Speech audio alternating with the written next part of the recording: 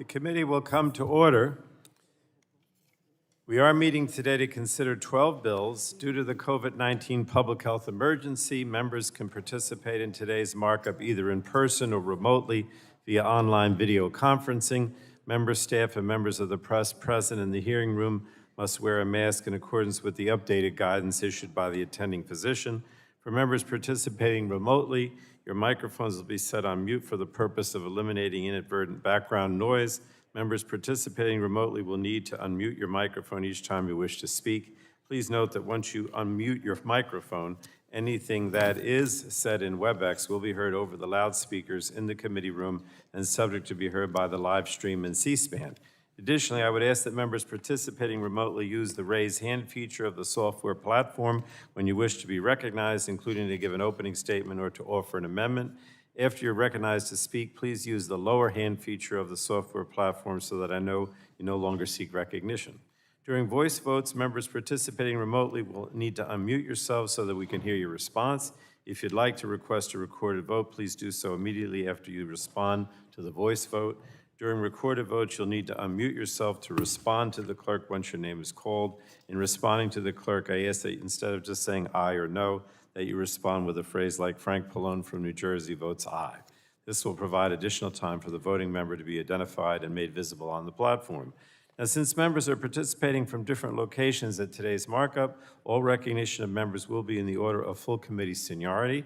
And during this markup, amendments will be sent to members electronically. Members participating in person should not bring paper copies of their amendments to the clerk's desk. If a member participating in person would like a paper copy of an amendment or bill, please alert staff during the consideration of the amendment or bill. And finally, amendments and motions should be sent to Chloe Rodriguez and Perry Hamilton, and documents for the record to Lino Pena Martinez at the email addresses we have provided to staff. So we'll now go to opening statements, and I'll recognize myself for 3 minutes for an opening statement. As I said, today the committee is marking up 12 bipartisan bills that come from 3 of our subcommittees. We'll begin with 8 bills out of our health subcommittee that will create research opportunities, provide support to the healthcare workforce, and expand access to important preventative services. From the research perspective, we'll consider the Shine for Automac. Sounds good. Shine for Automac, which seeks to improve research and data collection on stillbirths. The Carroll Act would expand research of valvular heart disease and its treatments in order to reduce cardiac deaths. The Improving the Health of Children Act reauthorizes the work and scope of the National Center on Birth Defects and Developmental Disabilities, and the Accelerating Access to Critical Therapies for ALS Act would help foster the development of safe and effective drugs for those afflicted by ALS.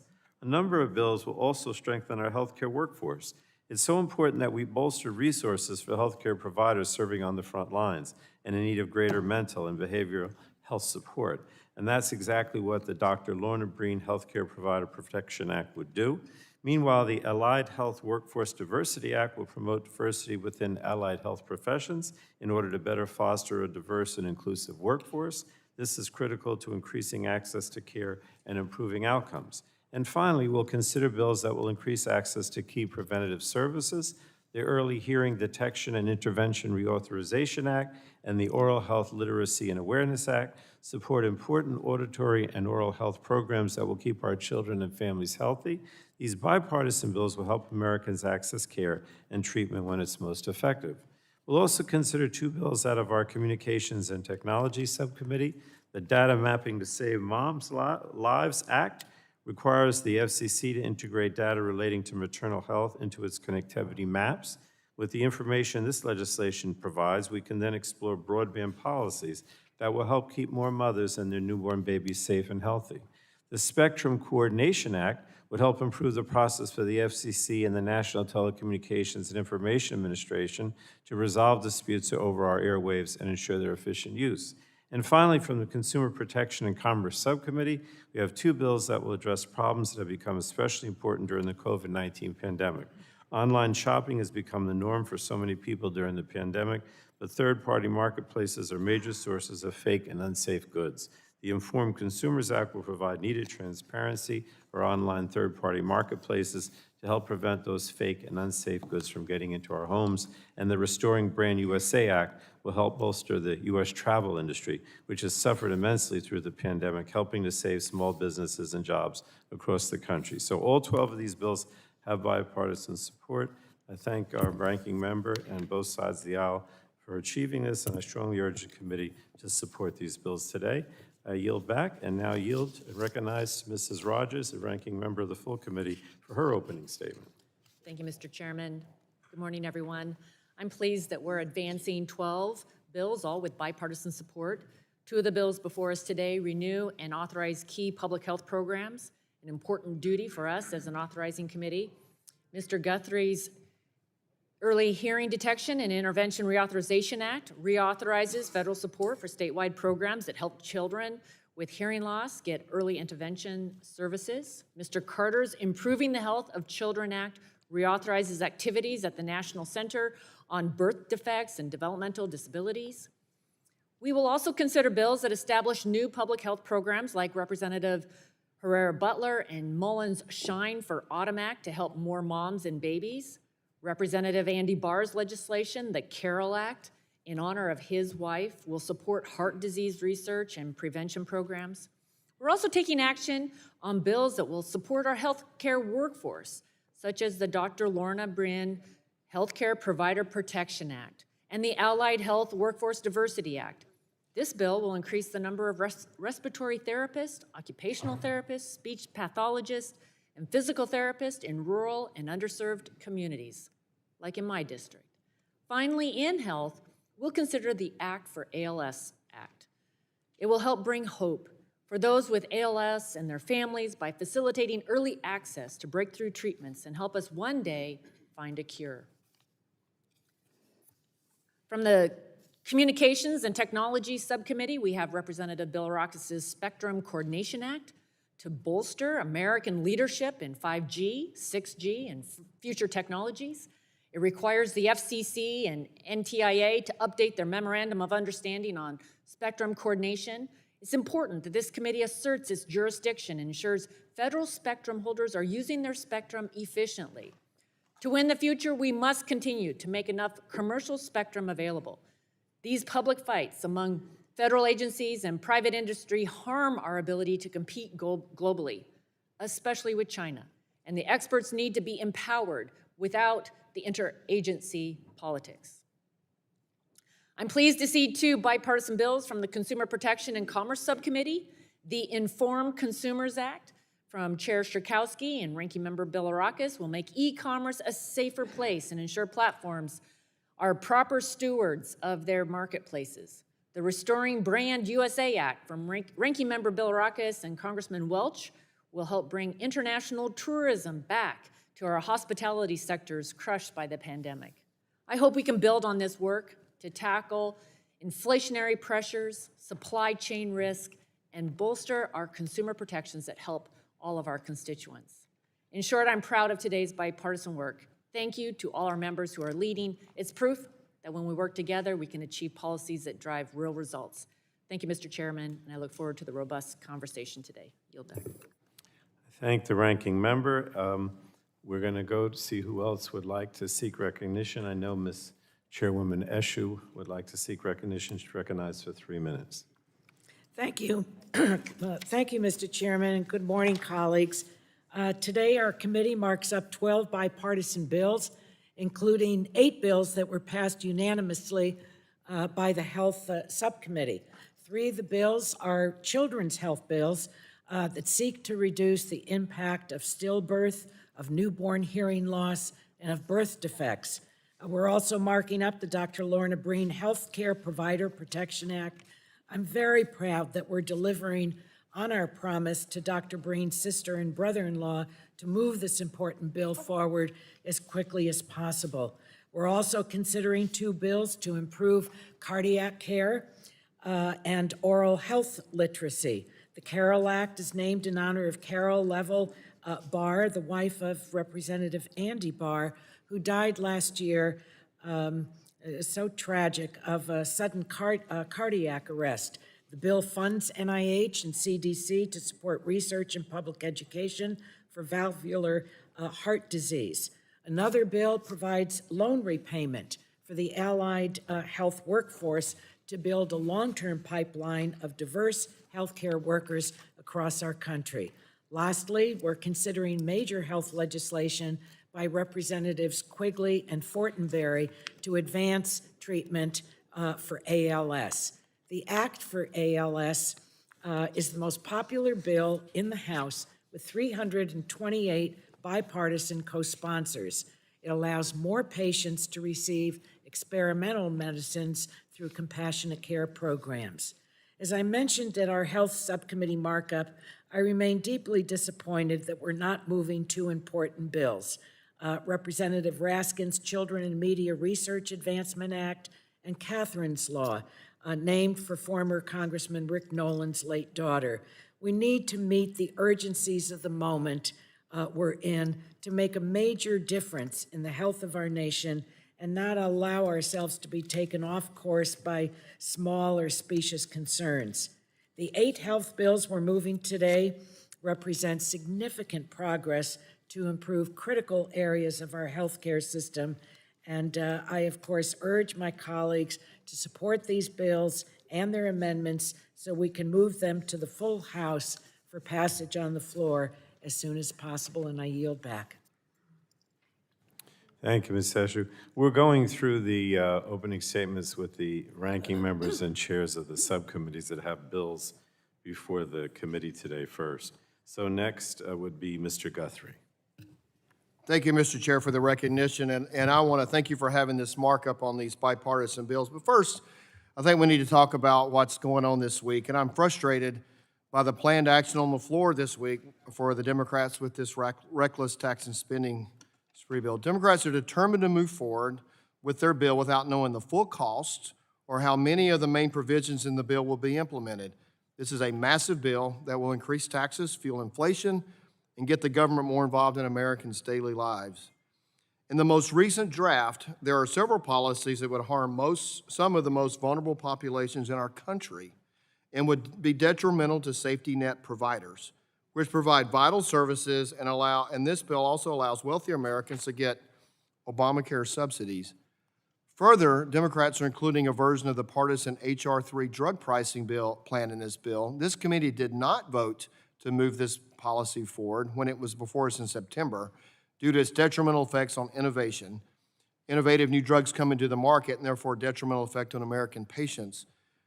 The bill brings us another step closer to a single-payer health system, which means more government control of health care, worse care, and longer waits. Fortunately, Republicans on this committee have put together a bipartisan solution to lower drug costs without sacrificing innovation. We address drug costs without upending medical innovation. It caps seniors' out-of-pocket drug costs, which is one of the main reasons my colleagues across the aisle are advocating for their bill. But while I am disappointed and frustrated in the actions taken by my colleagues on the other side of the aisle this week, I do appreciate that we are advancing some important bills today. My bill, 5561, the Early Hearing Detection and Intervention Reauthorization Act, would reauthorize EDI program, which provides early detection, diagnosis, and intervention for newborns, infants, and young children identified as deaf or hard of hearing. Also, I am glad H.R. 1193, the Cardiovascular Advances in Research and Opportunities Legacy Act, or CAROL Act, is included in today's markup. This bill is sponsored by my fellow Kentuckian, Andy Barr, in recognition of the tragic loss of his late wife, Carol, who died at 39 years young. I am glad we are advancing this bill out of our committee, making her legacy bill one step closer to becoming law. The CAROL Act and EDI are great examples of bipartisan work this committee can and does accomplish, and I hope we can continue our great bipartisan work. I'll yield back. Thank you, Mr. Guthrie. Next, we go to Mr. Doyle. I think he's remote. Yes, thank you, Mr. Chairman, for including the 2 bills we recently moved through the Communications and Technology Subcommittee. These bipartisan initiatives, the Spectrum Coordination Act and the Data Mapping to Save Moms' Lives Act, will improve our broadband networks and help ensure that these networks lead to better health outcomes for our constituents. As I said previously, these consensus bills will further the important work that this committee has been undertaking on broadband access and adoption. I'd like to thank Congressman Butterfield for his focus on maternal health and Congressman Bilirakis for his continued effort on both bills before us today. The Bipartisan Infrastructure Investment and Jobs Act the President signed into law this week will put $65 billion towards broadband connectivity and adoption. I was proud to support this legislation, as it will not only help low-income residents of Pittsburgh afford broadband service, but will also help residents in my colleagues' districts, both Republicans and Democrats, by providing financial means to support deployment to areas that the private sector has not adequately served. It is the policies within this bill that will finally put us on a path to eliminating the digital divide. And with this investment, it's even more important that we foster collaboration between the agencies that will be implementing these programs and gather better data to understand how connectivity affects health outcomes. While we have more to do on spectrum allocation policy, I am hopeful that with the infrastructure package now being signed into law, and by building on the bipartisan effort we're advancing today, we can have increased collaboration in this committee on spectrum policies going forward. Thank you again, Mr. Chairman, as well as to my colleagues, Mr. Butterfield and Mr. Bilirakis, for their communication bills today. I look forward to their passage by the full committee, and I yield back.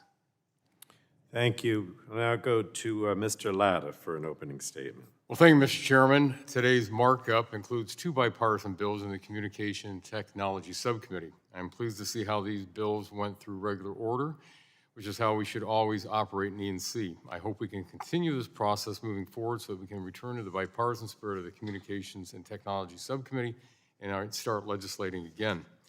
Today we'll be considering H.R. 2501, Mr. Bilirakis' Spectrum Coordination Act, and H.R. 1218, Mr. Butterfield's Data Mapping to Save Moms' Lives Act.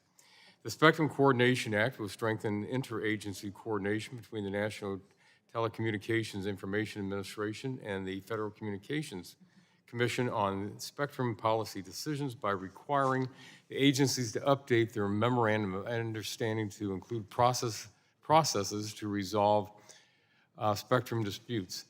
As we have seen with recent events surrounding mobile deployment in the C-band spectrum, federal agencies must improve their communication, share necessary information with all stakeholders early in the spectrum auction process rather than go through to the press with baseless fear-mongering claims. H.R. 2501 is a great step in addressing these challenges and avoiding these types of public disputes. In addition, I hope that the Communications and Technology Subcommittee will start having oversight hearings of these important issues in the near future. We are also considering Mr. Butterfield's Data Mapping to Save Moms' Lives Act, which would direct the FCC to work with the CDC to incorporate publicly available data on maternal mortality and severe maternal morbidity into its existing Mapping Broadband Health in America tool. Both of these bills benefit from bipartisan discussions in regular order, and I urge my colleagues to join me in supporting these bills today. Mr. Chairman, I yield back the balance of my time. Thank you. Next is Ms. Schakowsky is recognized for 3 minutes. Thank you, Mr. Chairman. Today, we're considering critical pieces of legislation, including two bills from my subcommittee, Consumer Protection and Commerce. These bills will make online marketplaces safer and fairer for consumers and strengthen our trade economy. Online sales increased dramatically during the pandemic as consumers sought to safely purchase their everyday goods online.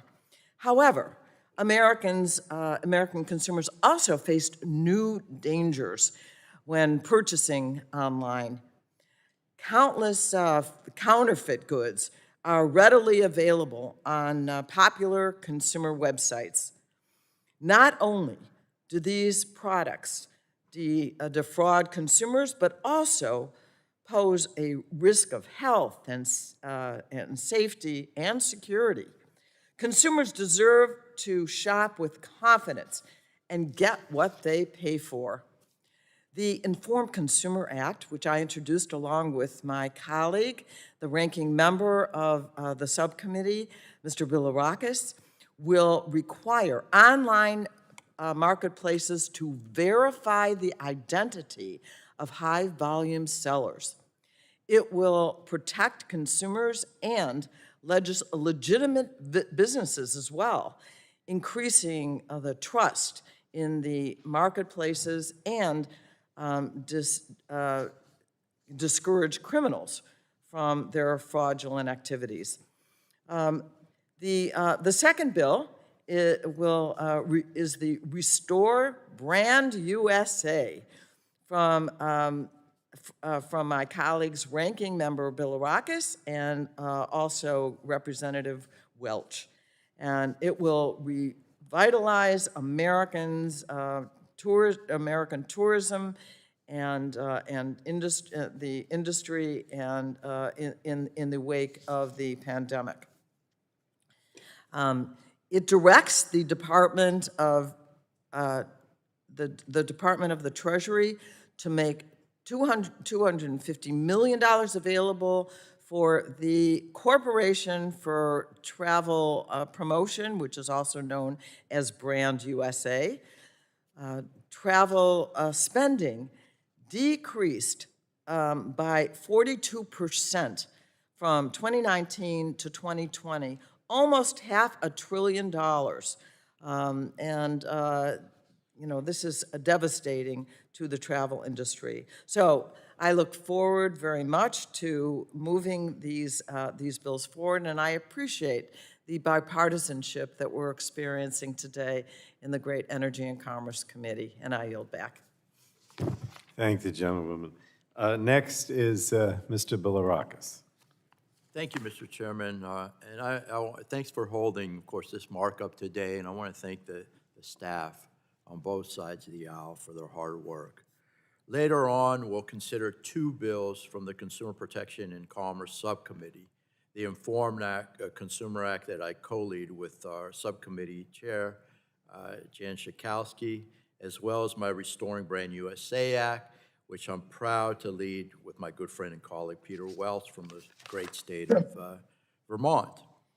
The Informed Consumers Act, H.R. 5502, creates a uniform national standard to protect consumers from bad actors by requiring certain third-party high-volume sellers of new and unused consumer goods to verify contact information such as email, phone number, and business tax ID within 10 days of being listed as a high-volume seller on an online marketplace.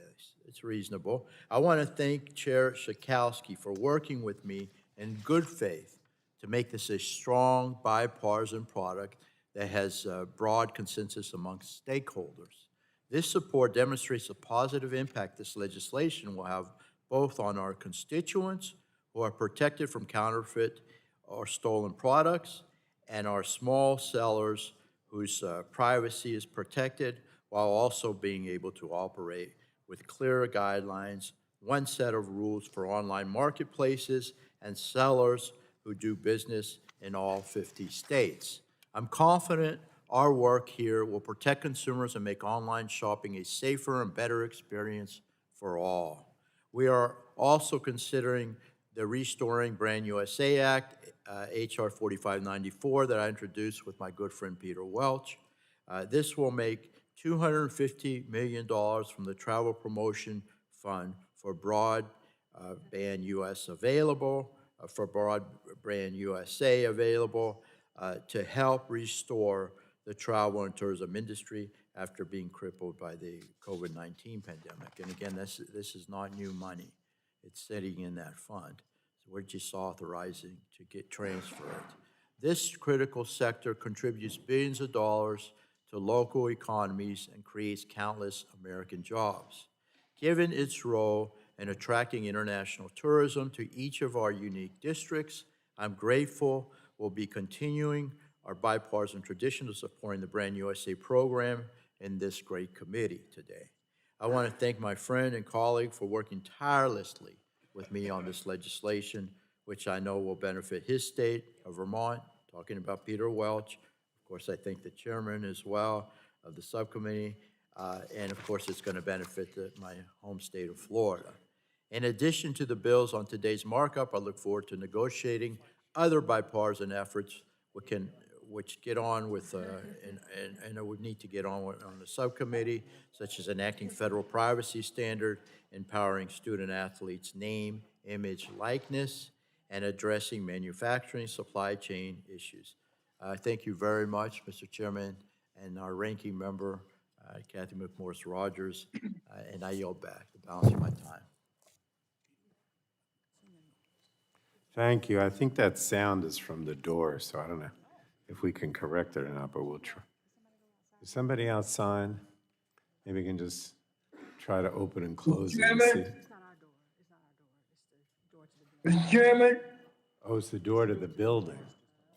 Oh, okay. It's the door to the building. We'll see if they can correct it. So, I heard it. Any case. Oh, apparently the building lost power. The building lost power, and that's what happened. Yeah. All right, so we're not going to worry about it. We'll continue. From now on, any other members would have 1 minute, and we go to Mr. Rush is recognized for 1 minute. I certainly want to thank you, Mr. Chairman. Even though the building has lost power, the Energy Committee has not lost its power. Mr. Chairman, I am delighted that today we're considering my bipartisan bill, the Allied Health Workforce Development Act, HR 3320. Research has shown that often when patients and their healthcare providers share a cultural background, the patients have better outcomes. HR 3320 will increase diversity in the fields of physical, occupational, and respiratory therapy, as well as speech, language, pathology, and audiology. This consistent lack of diversity in these fields is a disservice to minority patients all across our nation.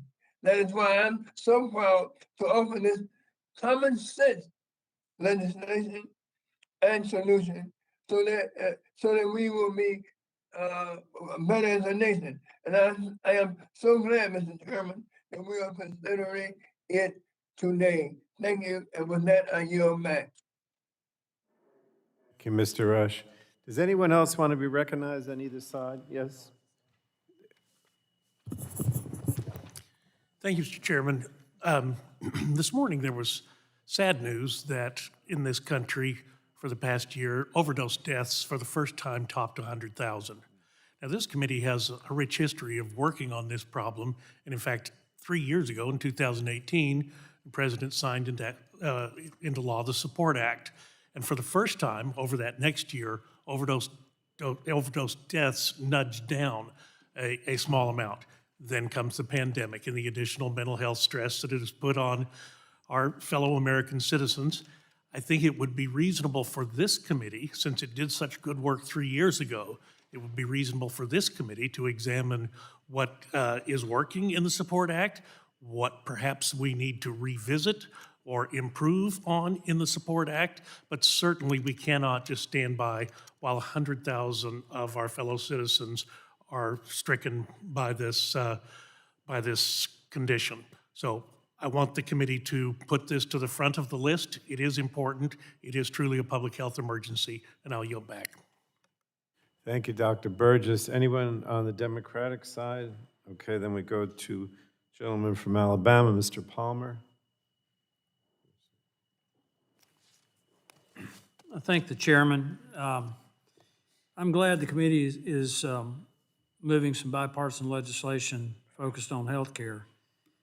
What concerns me, and I'm going to deviate a little bit from the kumbaya discussions that we've been having, and I've been making these points throughout a number of hearings, is the devastating impact that some of the Biden administration energy policies and policies being pushed by this committee and by my Democrat colleagues are going to have on health, in particular in regard to how inflation hurts low-income families and elderly households on fixed incomes disproportionately so. And not only that, how household energy costs are rising at record levels. We haven't seen this kind of increase in household energy costs since the Obama administration. In Europe, their families for the last several years been struggling with the increase in household energy costs over there, and this is a serious issue that we really need to address because it's become a scandal in Europe, the number of people who've died and classified as excess winter deaths because they can't afford to keep their homes adequately warmed. Lancet reported there's 17 times more people die from cold-related illnesses than from heat. And it's because they have other issues like respiratory problems, cardiovascular issues. This is a serious problem. The state of Vermont, for instance, has gone from 70-something thousand people in energy poverty to over 125,000, disproportionately impacting low-income families and elderly folks. I've got a report here from the Joint Committee on Joint Economic Committee that came out 2 days ago, how inflation is weakening the recovery and harming low-income families, low-income Americans the most. I'd like to enter that into the record, if I may. And also a report that came out in March from some researchers at Northwestern University. Inexpensive heating reduces winter mortality. In other words, higher cost, heating costs, harms the health of people. And I'd like to enter that into the record. I just think we're about to vote on this Build Back Better bill, which is going to do even more harm to people. I think we need to take that under consideration, Mr. Chairman, in this committee. We are the Energy and Commerce Committee. And with that, I yield back. The gentleman has a document he wants to enter into the record. Could we get that? There's two. Let's see if this, is there anyone else on either side who wants to? Mr. Soto is recognized for 1 minute. Thank you, Mr. Chairman. I want to thank all of our leaders on the Consumer Protection Committee for this bipartisan bill to restore Brand USA, including Chair Schakowsky and my dear colleague Gus Bilirakis, my fellow Floridian. $250 million to help out with tourism. We know it took a big hit in 2020 because of the pandemic and it getting out of control. We rebounded steadily over 2021 with domestic travel, and theme parks in Central Florida, like Disney, Universal, SeaWorld, Legoland, are now full again. Florida's unemployment is below 5%. We just had a major jobs report in October, 521,000 jobs led by tourism and service industry jobs. Thank you to President Biden for ending the travel ban for COVID for 33 countries, Europe, Brazil, India, Canada, Mexico.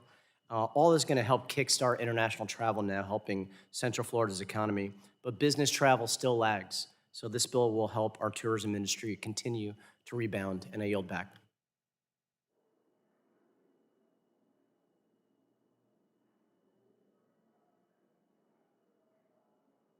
Does anyone else seek recognition for 1 minute? All right, nobody remotely either? All right, we'll proceed then. That concludes our opening statements. Pursuant to committee rules, members' written opening statements shall be made part of the record. Please submit written opening statements electronically to the email address that we've provided. So now we're going to go to our first bill. The chair calls up H.R. 5561, the Early Hearing Detection Intervention Reauthorization Act, as forwarded by the Subcommittee on Health. The clerk will report the bill. H.R. 5561, a bill to reauthorize a program for early Madam Clerk, detection. without objection, the first reading of the bill will be dispensed with, and the bill is now considered as read. And without objection, the bill is considered as read and open for amendment. Let me just say to Mr. Palmer that he requested that these documents be submitted for the record without objection, so ordered. So We're on HR 5561. Are there any members seeking recognition to speak on HR 5561? Mr. Chairman, Who's that? Yes. The ranking member is recognized? Who was that? Ms. Matsui. Oh, Ms. Matsui. Is her bill? Okay, we'll start with the gentlewoman from California, Ms. Matsui. Mr. Chairman, I have an amendment at the desk. Or she has an amendment. Did you want to speak on the bill itself? Yes. All right, Ms. Rogers is recognized to speak on the underlying bill. Thank you, Mr. Chairman. I move to strike the last word. Gentlewoman's recognized. As we begin this markup today, I again want to recognize our members for their hard work on bipartisan solutions like Subcommittee Leader Guthrie's legislation and his work. But as I've said before, regular order leads to better policy and better outcomes. As we all know, this is not what we've seen in the multi-trillion-dollar package that is before the House right now. And we know that Speaker Pelosi is trying to get votes this week. That has not been through a robust debate before this committee. Just yesterday, I sent an urgent request to Secretary Becerra to brief us on how this legislation has drastically changed the new drug pricing provisions in this tax and spending spree before the self-imposed deadline of this week. The new text was unveiled on November 4th.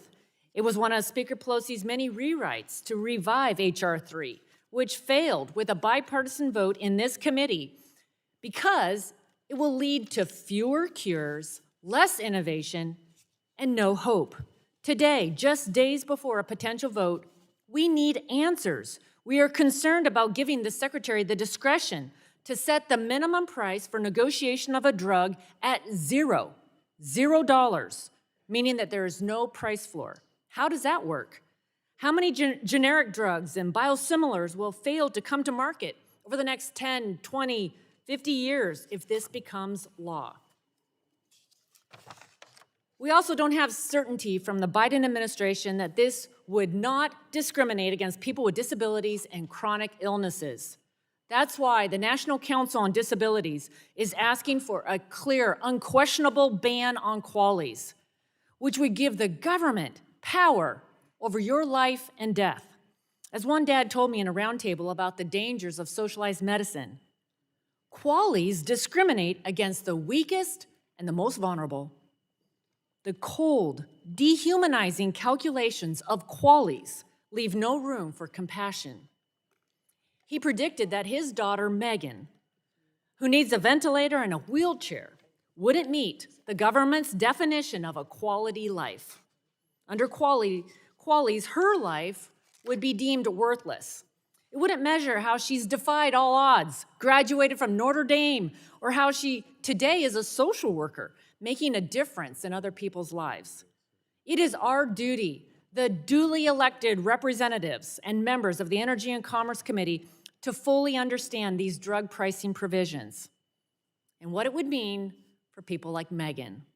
Families who need hope, who believe in the promise of American innovation, deserve full transparency. Instead of this partisan, multi-trillion-dollar tax and spending spree, we should be working together on bipartisan solutions like H.R. 19, the Lower Cost, More Cures Act. A number of these bipartisan provisions have already been signed into law. Let's build on that work, and let's deliver hope to people who need it most. There is no shortage of opportunities to solve problems that are on the top of the list for American families. Inflation is at a 30-year high. Energy costs are surging because of this administration's efforts to shut down American energy. Store shelves are empty, and our supply chains are in disarray. We just learned last Friday that Medicare Part B premiums will see one of the largest increases in history. This is part because of the Medicare's looming insolvency, which the Democrats are making worse in their reckless agenda. It's a double whammy for seniors on a fixed income as they pay more for virtually everything else. I'll remind this committee that before the pandemic, there was optimism in America. We had the hottest job market in half a century. Wages were rising. And after a decade of people asking, where are the jobs? More people, including a record number of women, people with disabilities, were coming off the sidelines. This was because we had lifted the regulatory burden and cut taxes. That is the formula for success. That's the formula for empowering hardworking people all across this country who are anxious for that opportunity. Printing and spending records amount of money is not how we get there, or that is not how we raise the standard of living. I urge my colleagues to rethink this radical tax and spending spree.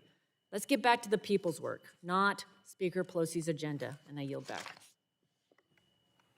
Does anyone else want to speak on the underlying bill? Dr. Burgess? Oh, nobody on the Democratic side? Okay, Dr. Burgess. Thank you, Mr. Chairman. I'd move to strike the last word.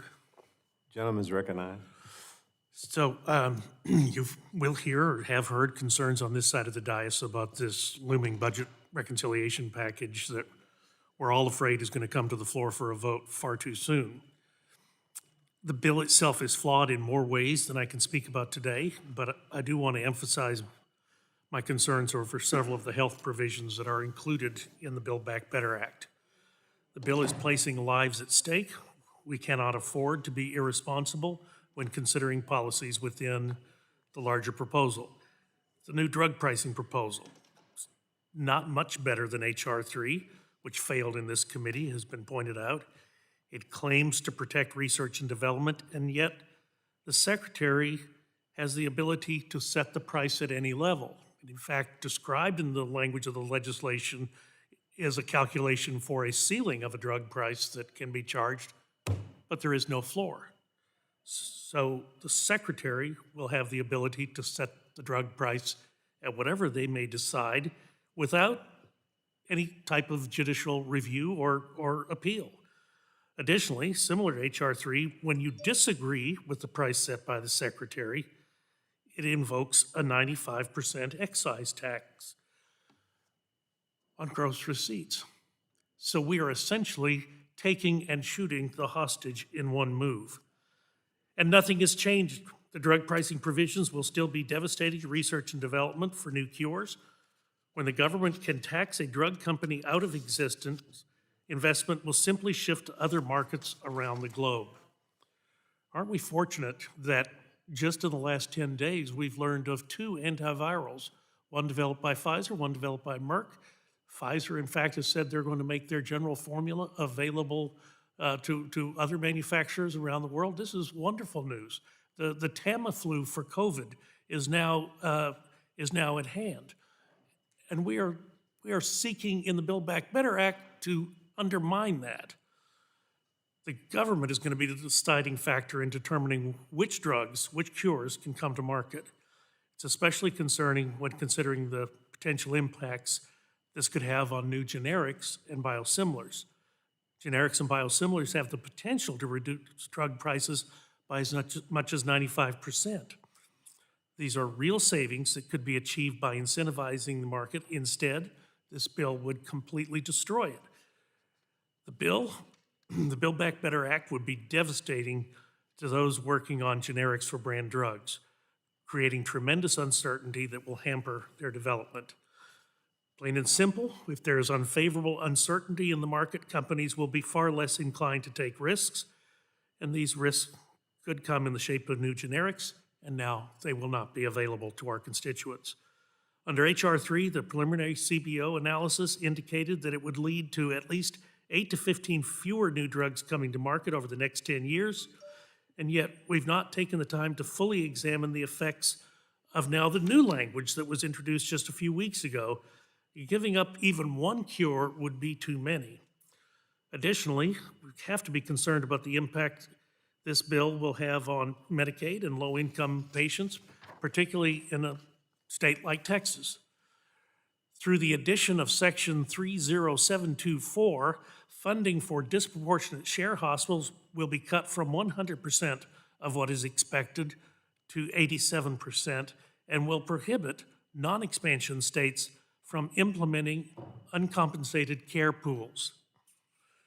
I recently heard from the Texas Health and Human Services Commission that under this legislation, beginning fiscal year 2023, It is estimated that the uncompensated care program and public health provider charity care program would experience a withholding of Medicaid funds in the form of reductions of eligible costs of approximately 40 to 65%.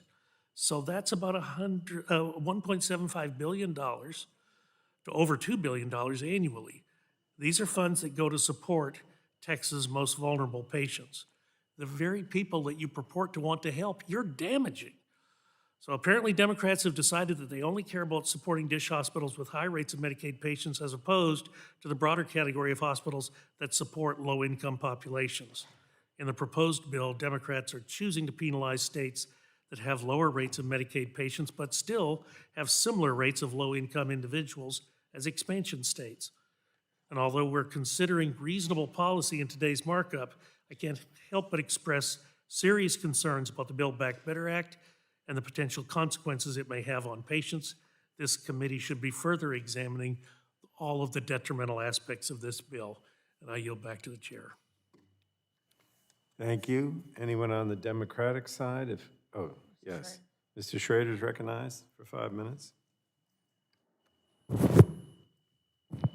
While it pains me to disagree respectfully with my good friend and colleague from Texas, nothing could be further from the truth with regard to the prescription drug price reduction program that's incorporated in the Build Back Better bill. It is going to be transformational. It is the exact right bill that threads that needle between innovation and making sure seniors can actually afford the life-saving medications they deserve. We've been very careful in working with industry and patient groups to find the perfect balance, frankly, that encourages these companies to continue to produce life-saving, critical emergency medications like COVID-19 vaccines, others that are just going to change people's lives overnight. But these medications come at a cost, a significant cost that the industry needs to be able to recover through their exclusivity patent period. We are very careful to make sure that that exclusive period is totally and completely protected. Conversely, we make sure that we limit the ability for pharmaceutical companies and other ne'er-do-wells to game the patent system, game the ability to do drug price reductions, get generics on the marketplace. Biosimilars are included in this legislation. The same incentives that we talked about in this committee are included in this bill to make sure that generics have greater access, not less access, but greater access to this system. For the first time since Medicare Part D, seniors are not going to have that donut hole to worry about where they're on the hook for thousands, tens of thousands of dollars out-of-pocket costs on their life-saving medications. For a change, what we have here is a limit of $2,000 that could be paid over the course of a year of out-of-pocket costs. It's not inconsequential, but it is a generational change for our seniors. This is a bill that will enable them to live a healthy quality of life that gives them access not just to the life-saving medications, but to food and shelter at the same time. This is a truly transformational bill. It's a shame that my Republican colleagues are going to be voting against seniors and their ability to enjoy reduced health care costs and drug prescription costs, but this is a wonderful bill that is long overdue, and pleased that it's incorporated in Build Back Better Act. Thank you, and I yield back, Mr. Chairman. Would the gentleman yield? I will yield, sure. Well, as the gentleman knows, the new language on the drug pricing, which we only got when the bill arrived at the Rules Committee. We never evaluated that in this committee, the authorizing committee. But under the plain language that was delivered to us at the Rules Committee, it was pretty clear what the ceiling, what the maximum amount a company could charge for their product. But the floor was undefined. The floor basically is set by the secretary wherever they choose to set it. There is no administrative review. There is no judicial review. It is a fiat. This is what it will be. It's not even a take it or leave it. It's we're taking it. This is not the way a negotiation typically is conducted. And most Americans would not recognize this as a true negotiation. It is, as I stated, a hostage taking with the intent to shoot the hostage. Thank the gentleman for yielding. I'll yield back. Just if I may respond, that actually is also not entirely accurate in the bill, the way it's conceived, depending on the exclusivity period and the time after that exclusivity period. There are limitations on the reductions in the price that the Secretary can offer to make sure that these drugs are competitive and that there is actually a floor. Could we do more? I would say yes, and maybe there's an opportunity to do a little bit more as this bill moves over to the Senate, but it is inaccurate to say the Secretary in this particular bill has exclusive fiat to dictate the price of the drugs. Yield to. Thank you. I see Mr. Bilirakis has his hand up. The gentleman's recognized for 5 minutes. Thank you, Mr. Chairman. I move to strike the last word. As I mentioned in our Health Subcommittee markup, I'm very appreciative that this committee is advancing bipartisan bills and marking them up to advance good policies as it has done many times before. We have great leadership in the chairman and the ranking member, that's for sure. Unfortunately, what is concurrently going on behind closed doors in the Speaker's office with this draconian tax and spend package is not good policy, in my opinion. And they're taking on new provisions that we never had a chance to even consider in a regular order committee markup setting. That includes provisions that completely disregard carefully negotiated bipartisan agreements like the Medicaid funding for Puerto Rico and the territories we had put together. We worked very hard with Representative Soto on this particular bill that passed out of this committee. And again, I want to thank the staff on both sides of the aisle for making it happen. But when the Biden administration incorrectly asserted that it didn't require any specific statutory authority to extend enhanced funding, we actually agreed to put an independent GAO analysis of this interpretation into law to ensure we're doing our due diligence. Thankfully, the GAO analysis was completed this week and unmistakably confirms that CMS does not have the legal authority to permanently extend these rates. In the GAO's report, it said, and I quote, Section 1108G of the Act directs HHS to disregard identified statutory language in determining the allotments for Puerto Rico and the other 4 territories for years of fiscal year 2021. As written, the statute requires HHS to base Puerto Rico's fiscal year 2022 allotment on its allotment for fiscal year 2019. The end of the report states, and I quote, our conclusion is one of statutory interpretation, and the plain meaning of the language of the statute is clear. This analysis reaffirms what we already knew, Mr. Chairman. The administration was wrong in its interpretation. And yet, despite this independent and nonpartisan progress, the majority decided to completely throw away our bipartisan deal containing common sense program integrity reform, so important, and instead push a partisan permanent extension, taking advantage of the administration's faulty interpretation with a lower CBO score. Now that we have this GAO analysis, I'm hopeful that the CBO uses the proper interpretation as their baseline and that the majority comes to their senses on this reckless reconciliation package. This is not to mention the Medicaid disproportionate share hospital cuts that affect my state, in most states, but my great state of Florida is being affected very detrimentally. This bill is also proposing which would pull funding for Lifeline and safety net hospitals in states such as Florida that choose not to expand Medicaid, resulting in over $158 million in hospital cuts in my state alone, and that's significant. It's targeting those who care for our most in need just to push one size-fits-all federal system. So while I support the bills, and Mr. Guthrie's bill, along with Representative Matsudi, is an outstanding bill, and to be honest with you, if we had this legislation a long time ago when I was growing up. It would have made my life a lot easier. But I'm very disappointed overall that the majority's policy decisions that they're trying to push, not in this committee, but in the Speaker's office at this particular time. So again, I yield back the balance of my time, and I thank you, Mr. Chairman. Thank you. I don't think we have a Democrat, so I'm going to go to Mr. Guthrie next. Recognized for 5 minutes. Thank you, Mr. Chair. I move to strike the last word. Gentleman's recognized. Thanks. I'm proud to be the leader of the underlying bill that we're discussing today, and proud to work with Congresswoman Matsui for infant screening and hearing. But I want to talk about, we had H.R. 3 that was before this committee. It did not get passed to move forward. It was negotiated by a small group of people. We got the language the other night. There are obviously differences of opinion of the language.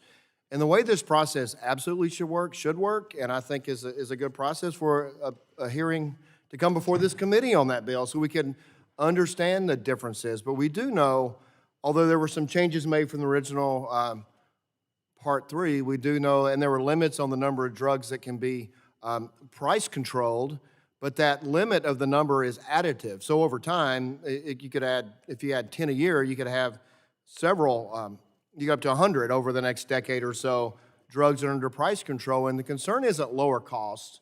And my friend from Oregon and I agree that we want people to have lower costs. We're working on value-based agreements that people can afford to have health care. It is how do we do it in a way that preserves innovation in the pharmaceutical industry where people will still get the drugs moving forward. And on the Medicare Part D, and when the comment was made, too bad a Republican is going to vote against seniors, the Medicare Part D provision has been before this committee for at least the last 4 years or more. So the Medicare Part D, people could have had the protection 2 to 4 years ago if the majority would have brought this bill forward, put it on the floor for a vote. We all agree that we want to limit out-of-pocket costs. We want to have smoothing so people, when they hit their deductions, can do it over the course of a year. That could have been done. And to sit here and say Republicans are going to vote against seniors when we're voting on a bill that we don't know the full cost of the score. It's put in a bill that spends $1.75 trillion, that estimates have said this could be over $4 trillion, going to add to the deficit.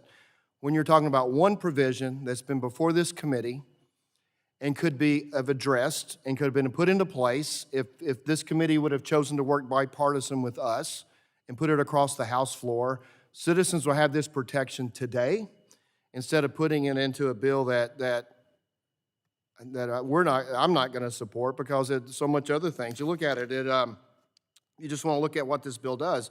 For an energy crisis we're having, it raises taxes on natural gas, increases our dependency on OPEC. For the labor shortages we're having, the bill eliminates the work requirements for welfare benefits. For our economic crisis, the massive bill isn't paid for and would fuel inflation. For the border crisis, I'm not aware of anything that it does to put anybody on the border, but it does address for new IRS agents to go after Americans. And when you look at 87,000 IRS agents, I think the number's been played with in the bill, but the money scored still there. And so if you want to look at what are the 80,000 IRS agents for, are they just for millionaires and billionaires? If that's the case, then the IRS could just refocus people in the IRS to go after the handful of millionaires and billionaires. We know what they're after. It's after the tipped economy. It's hairdressers. It's people that work at Applebee's. It's people that are in the tipped economy. And that's what they're going after. And so you can say, well, they should pay their fair share of taxes, and I agree. People should pay the taxes before them. But seeking over 80,000 IRS agents on the people who are struggling every day in industries is just something that's a concern of mine. So it's just unfair to say that we're voting against seniors when this bill could have been passed. This provision of the bill could have been passed 2 to 4 years ago, and that's just the situation. So I'll yield back. Thank you. Mr. Soto is recognized for 5 minutes. Thank you so much, Chairman. So proud to be at the White House just this week to pass into law, with the help of 32 of our Republican colleagues, the bipartisan Build Back Better infrastructure package. Finally, Infrastructure Week means something in the Capitol again. It's going to help with roads and bridges, with clean water, with making sure to combat climate change and make our energy system more efficient. It's going to help with rural broadband, so many things that so many folks on this committee believe in, which is why I'm surprised almost all of you voted against it. Even Republican Senator Rob Portman mentioned it's counterinflationary. So everybody had the opportunity to vote for something counterinflationary and of course didn't. I hope we won't see a lot of folks at yellow ribbon cuttings for all these different projects that are going to be around the nation if you voted no. That would be kind of shameful. Now we're up for Build Back Better Part 2. Lowering drug costs for seniors. $2,000 caps annually. Negotiating drug prices. Negotiations are the free market, so I don't get why so many people say they're for free market except for right now at this moment. I'm just amazed how passionate people can be about defending record profits for pharmaceutical companies against lowering drug costs for seniors who can't afford it. It's just incredible to see it. It lowers healthcare costs as well by expanding the ACA and closing the Medicaid gap. That's nearly 1 million Floridians who don't have healthcare right now who will soon under this bill. It lowers childcare costs. 7% of your total income will be the cap. Again, lowering costs, therefore lowering overall inflation. Also lowering education costs by helping out with Pell Grants. It combats climate change, which is something that a few of you believe in, but a lot of folks just don't feel like we need to do it aggressively when this is an existential threat to the human race. Well, we are getting to this because we care about future generations. And it's fully paid for. So when will this talking point get stale? By about Friday. So what are you going to say then when a fully paid for CBO score comes down, which will in essence ensure that wealthy companies and wealthy individuals pay their fair share? And so it won't affect inflation because it's fully paid for, as opposed to the GOP tax scam that added $1.9 trillion to the debt and exploded the deficit by $400 billion, only for that economic prosperity to be crushed by COVID, which was mishandled by the Trump administration. So it's sad that in a kumbaya day, we have to get into all this, but I get it. Debates need to happen, and the facts need to come out. Thank you, Mr. Soto. Next is Mr. McKinley. Thank you, Mr. Chairman, and I too would like to strike last word.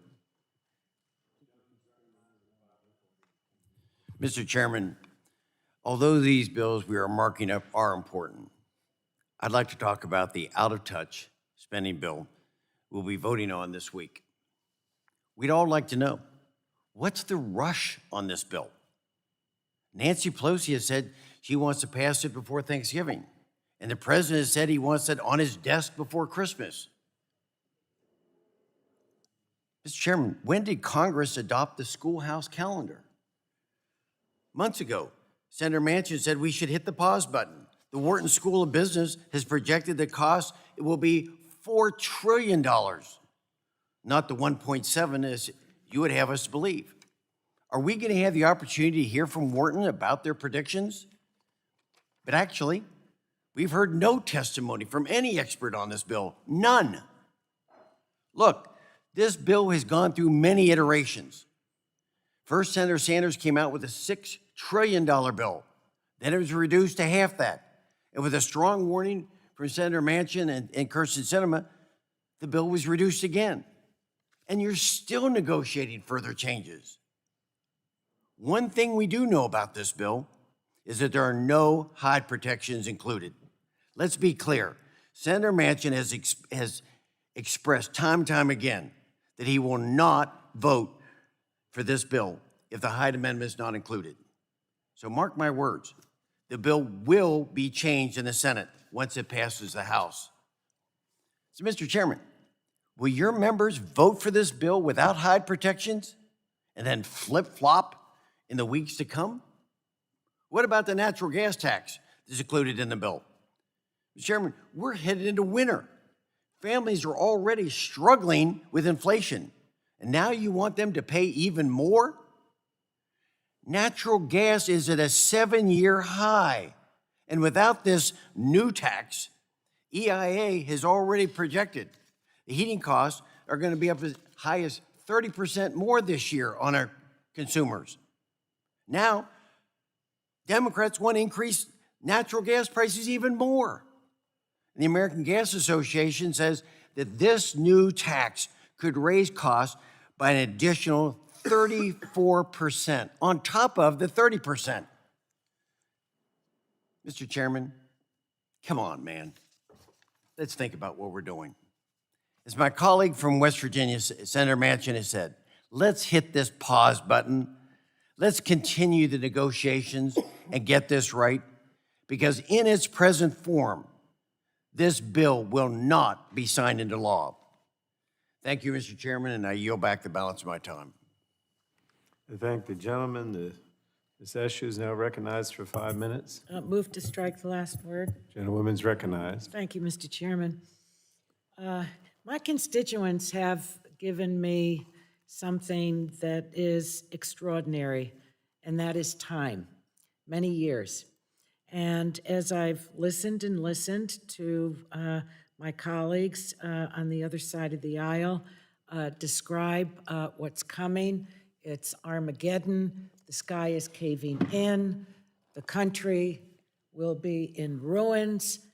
I have to say, I get a kick out of, and I think at the next Democratic caucus, I'm going to be quoting you on a rushed bill. This is one of the longest periods of time that Democrats have taken to negotiate.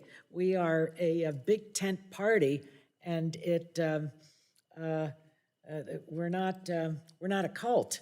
We have many different ideas under the Democratic umbrella, and I think it's one of the longest periods of negotiations, but thank you for saying it's been speedy. We did spend about 39 and a half hours of markup. We all remember that. Going back to President Clinton, I remember the Republican leadership and members, particularly Dick Armey, describing what was going to happen if the Clinton budget was passed. We were going to, the economy would be near collapse. People would be taxed into oblivion. Instead, it was Newt Gingrich that celebrated a balanced budget, and we got the economy back on track. So, I just don't go with these wild predictions that what is at hand is something that is going to hurt the country. I want to compliment the gentleman from Oregon. Two aspects relative to prescription drugs. I did the legislation that created biosimilars many years ago. That was on a bipartisan basis. I was the Democratic lead in the House, Senator Kennedy was in the Senate. And the other aspect that is reflected in the large bill that is at hand is that the out-of-pocket costs for seniors being capped at $2,000 will be spread out over the years. So no one will have to produce that $2,000 when they go to the pharmacy's counter. And he's worked hard to bring other ideas to the legislation, and I look forward to its passage. Lastly, I noticed that our colleagues are not saying anything about the bill that was just signed into law. It is a massive economic booster for our country. And there are aspects of that legislation that are within the jurisdiction of this committee. It makes sense. It makes sense for the American people, for every single one of our communities, the jobs that will be created, the how it will really address so many of the shortcomings in communities across our country on a bipartisan basis. We've been singing one tune for years at the C&T subcommittee, and that is broadband. And there are billions of dollars in that legislation for that. So I know that, when people don't support something, there's everything wrong with it and then some. I obviously don't hold that view, but I feel compelled to speak because I think that most frankly, some of the some of the remarks in their description is simply not accurate. We don't have the same values in some areas, so be it. Mr. Chairman, I hope that the Republican description of our bill relative to fast-paced will actually happen this week, and that we get to go home and be very thankful indeed for not only the vision of the president, but the work of the Congress to hammer it out to both strengthen our country and to keep faith with the American people. And with that, I yield back. Thank the gentlewoman. Dr. Bouchon, recognized for 5 minutes. I move to strike the last word, Mr. Chairman. Gentleman's recognized. Well, I always think it's great when this committee gets back to its bipartisan ways and holds markups with bipartisan bills. Today's markup is just another day that goes by that we don't discuss the most pressing issues facing my constituents in Southwest and West Central Indiana. Hoosiers are experiencing rising inflation, causing them to pay more for everyday items like groceries, paying gas prices at the pump that are nearly 70% higher than last year, and seeing their energy bills increase just in time to heat their homes for the winter. On top of that, the supply chain woes continue, leaving Hoosiers paying more than ever before the holidays and left wondering if their Christmas presents will make it under the tree on time. These are the issues that this committee should be prioritizing right now. Unfortunately, these issues are being overlooked by my friends on the other side of the aisle as their focus remains on jamming through Biden's budget buster, which calls for solving inflation by throwing trillions of more dollars at the problem, plus taxes on all Americans, because inflation is taxation. This while they raise taxes on businesses, large and small, the very companies and small businesses that create millions of jobs. Those employees then pay taxes. The result will be the offshoring of jobs, downsizing of companies, halted expansion plans, and termination of employees across the country. This is how the private sector will react to taxation. Haven't we learned these lessons before? Well, I guess not.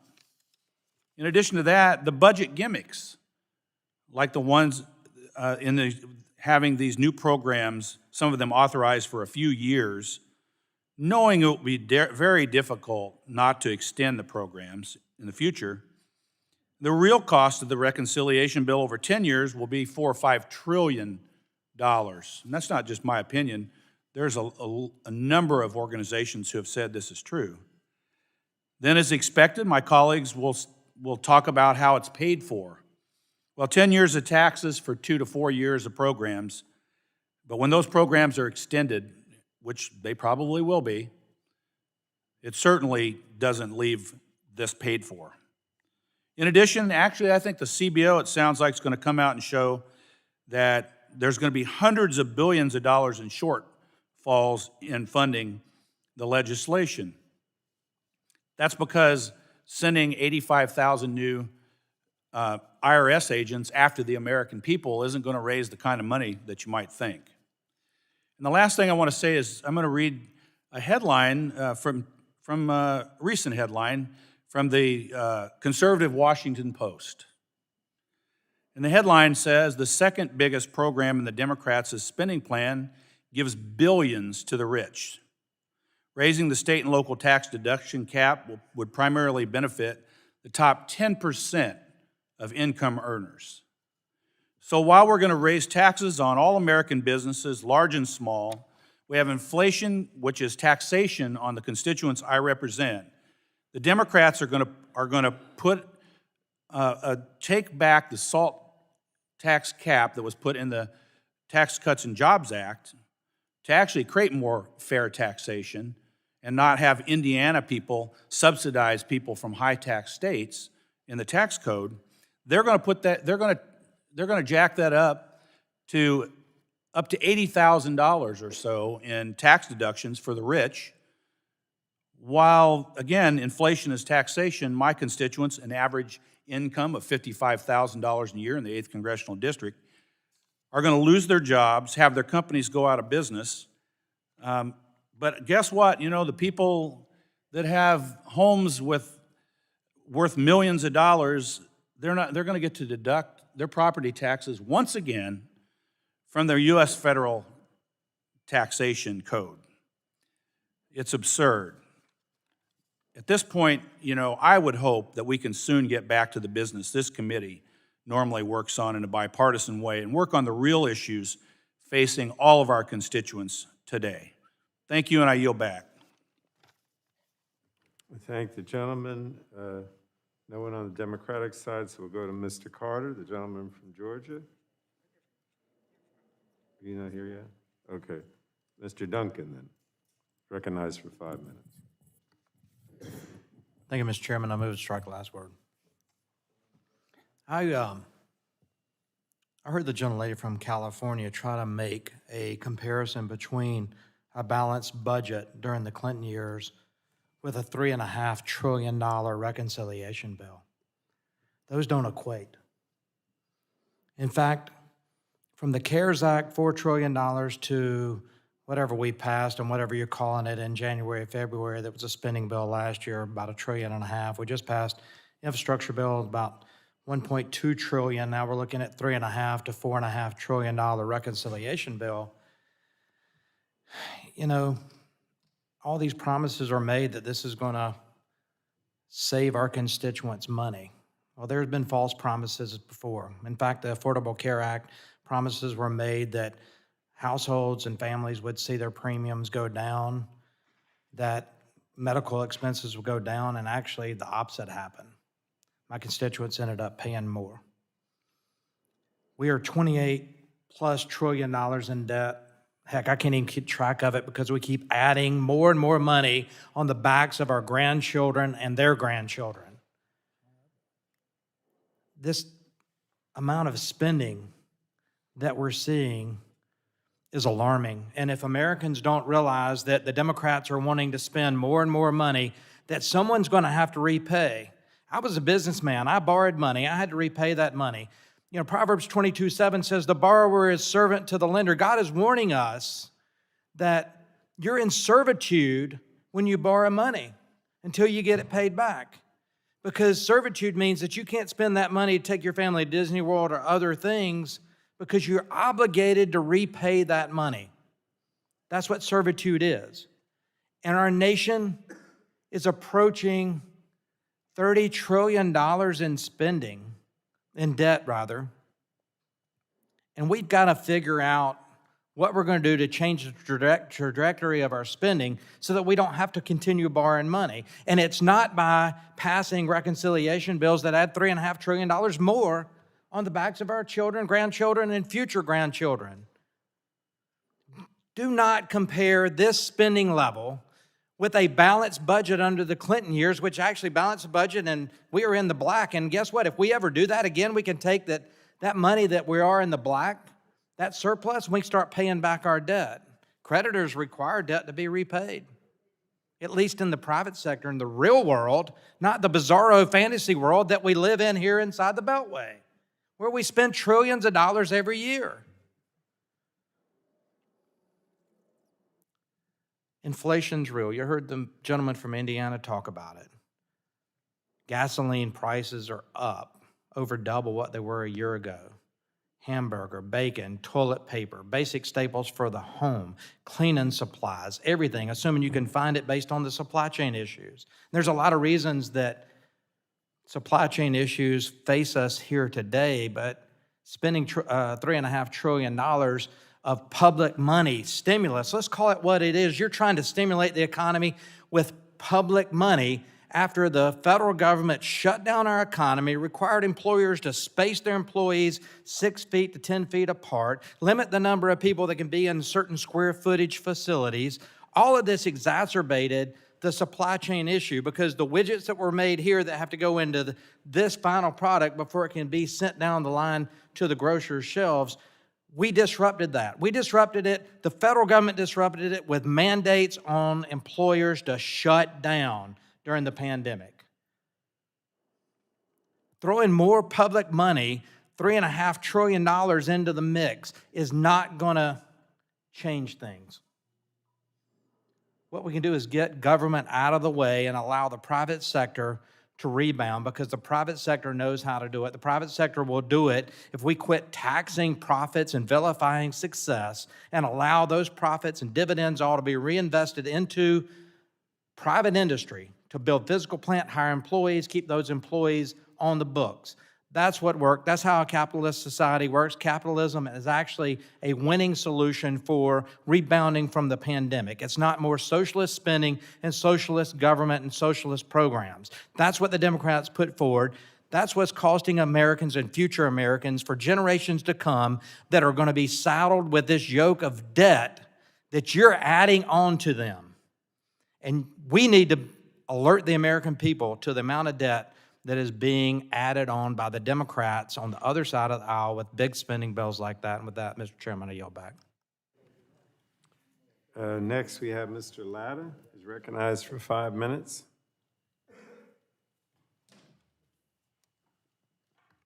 Thank you, Mr. Chair. Move to strike the last word. Gentleman's recognized. Well, thank you very much, Mr. Chairman. You know, one of the things I know years back when I was on the Budget Committee, that one of the things I always wanted to know about was how much interest are we accumulating out there that we're going to have to be paying back. And, you know, there's some estimates out there that with the spending that's going on right now, that we could be looking at paying by 2031 $1 trillion just in interest on the debt, $1 trillion on that interest on the debt. You know, people always talk about this, you know, you're going to saddle your kids and your grandkids with this massive debt. And I'm telling people right now, it's you that's going to get saddled with it. And how are we going to run this government when we're looking at having to pay maybe $1 trillion right off the top to make these payments? And for my friend from South Carolina and his remarks, it makes me think about my grandmother. Through the Depression and on the farm with my grandfather and the 7 kids that my grandmother used to tell all of us, the 19 grandkids, because they always were told a couple of things. The next Depression is right around the corner. And she also had this saying, "He who goes a-borrowing goes a-sorrowing." And we have to really watch what we're doing in the future. But when we're looking at what we're with the legislation with the BBB, and the Democrats are crossing that bridge to kick every American off their health care insurance for a complete takeover of America's healthcare system. Rather than personalize and modernize our healthcare system, they're raising the costs on people, eliminating choices and destroying competition, and socializing medicine. Democrats are hiding the true cost of this bill in budget gimmicks and delayed phase-ins of benefits the Democrats are promising. And the CBO recently responded to a Republican inquiry on costs and coverage estimates on the Democrats' reconciliation packages of over $1 trillion, over $1 trillion over 10 years. And when Speaker Pelosi's radical drug pricing proposals included in the reconciliation packages in the wrong direction for Americans, because you're estimating about 340 life-saving cures would be lost. You know, and when we're back in the districts, and we talk about what happened in the last year with COVID, and we're looking at what happened in that short period of time, to be able to come up with 3 different medications out there for vaccines, that's unheard of ever, that we were able to do that. But one of those vaccines would have been unable, or all of them, if would not have been able to come to market because of the BBB being in place. And for that reason, Mr. Chairman, I believe it's absolutely essential that we oppose the BBB, and I yield back the balance of my time. Thank you. The gentleman from Savannah has returned. Mr. Carter's recognized for 5 minutes. Thank you, Mr. Chairman. I move to strike the last word. Gentleman's recognized. Here we are today, possibly less than 24 hours away from passing the most expensive piece of legislation in the history of the House. The most expensive piece of legislation in the history of the House of Representatives. A bill filled to the brim with health care policy that has not gotten proper attention from this committee. I'll tell you what we are doing here today. We are ceding our jurisdiction to Speaker Pelosi and the Rules Committee. That's exactly what we're doing. I tell my constituents all the time, the Energy and Commerce Committee is the most bipartisan committee on Capitol Hill, and I mean that. I do tell them that, and I mean it sincerely. I think it is the most bipartisan committee on Capitol Hill. Well, I'll tell you what we are bipartisan about right now. We're bipartisan regarding our opposition to the disproportionate share hospital cuts included in the Build Back Broke Act. I have here a letter from every Georgia Democrat in Congress, asking Speaker Pelosi and Leader Schumer to remove the DISH cuts from the reconciliation legislation. Mr. Chairman, without objection, I'd like to submit this letter to the record. Can I see it first? Yes, sir. Oh, it's fine. Okay, without objection, so ordered. Okay, Chairman Pallone, Georgia, whether you like how we've done it or not, has expanded health care coverage up to 100% of the federal poverty line. There is no coverage gap in my state for those without employer-sponsored insurance. From 0% of the federal poverty line to 100%, you get Medicaid. From 100% up, you get Obamacare coverage. Hospitals generally receive 60 cents from Medicaid compared to every dollar from private insurance. We all know that DISH payments are intended to make up for this massive underpayment. That's what DISH was intended to do. That's what it's doing right now.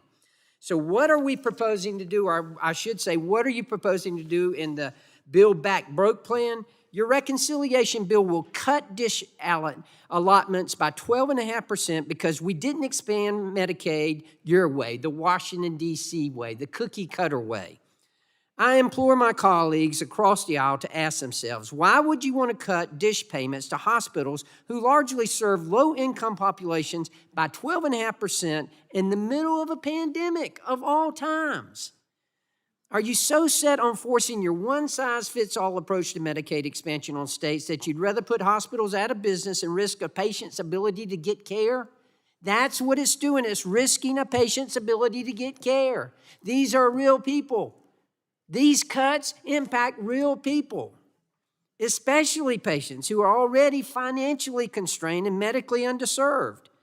You're choosing to penalize Georgia. That's what you're doing. Penalize Georgia just because we didn't do it exactly your way. We did it. We just didn't do it the way you wanted us to do it. These proposed cuts would be as much as $7.8 billion in federal funding over 10 years. Are you so intent on passing this policy that you intend to ignore the letter sent from every single Georgia Democrat serving here in Congress, both in the House and in the Senate? Georgians know what is best for Georgians. I know it's hard to believe. But we do. We know what's best for Georgians. This language in the reconciliation package would help. It would have severe consequences. Congress has long understood the importance of Medicaid DISH payments and has repeatedly delayed cuts to these payments. We've done it time and time again. There have been proposed cuts to DISH time and time again, and we've opposed it, we've stopped it, we need to stop it now. This legislation shouldn't move forward. Do not penalize us. We did what was best for Georgia. No, we didn't do it the cookie cutter way. No, we didn't do it the way Washington, D.C. wanted us to do it, but we still did it. We did it the way that was best for Georgia. And now you want to penalize us? Republicans and Democrats alike from Georgia are opposed to this. This isn't a Republican-Democrat thing, no. This isn't us opposing it just because it's something that's been proposed by the Democrats. This is Republicans and Democrats. This is Georgians who are opposed to this. Mr. Speaker, Mr. Chairman, I apologize. Mr. Chairman. Elevated him. I just don't know what to say. Mr. Chairman, we need to stop this insanity. This is nothing more than trying to punish us for what we did, for what was best for Georgians. And I yield back. Thank you for the promotion. I'm going to strike the last word and yield my time to Ms. Eshoo. I thank the chairman.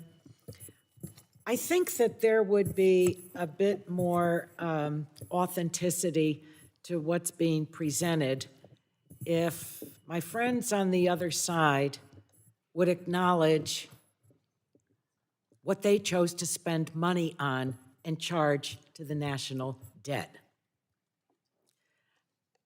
it's always fashionable for politicians to say, so-and-so is charging things to the national debt, the sky is caving in, it's the worst thing that can happen. $4 trillion charged to the national debt. Who are the beneficiaries? Top 0.01% of the country and corporations. Those were your values. And you charged it to the national debt. You went through the entire budget with a Hoover vacuum cleaner sucking up everything that could be found to, quote, pay for part of it. So say you don't believe in what's in our legislation. Nod. Give the Democrats a nod. In all of the months that it's taken to negotiate these bills, there is a top line for us, and that is to pay for it. And it's real. When the Republicans are in the majority, when the Democrats are in the majority, no one really cares for the CBO because they're tough. They're tough. And they're independent. This is CBO scored. So stick to the facts. Stay in your lane. We'll stay in our lane. But you know what? Acknowledge what you have chosen to invest in. We're proud of what we're investing in. We're investing in the American people. We're investing in the middle class. We're investing in infrastructure. And all of your districts and the good people in them are going to benefit from it. So I wouldn't have asked for this time to be recognized, but it is, I don't like to use the word hypocrisy, but you know, it's not on the level what you're saying. Let's just put it that way. It's just not on the level. It's not factual. You created more debt under Donald Trump than all the things that you're talking about here. Charge to the national debt. Come on. Come on.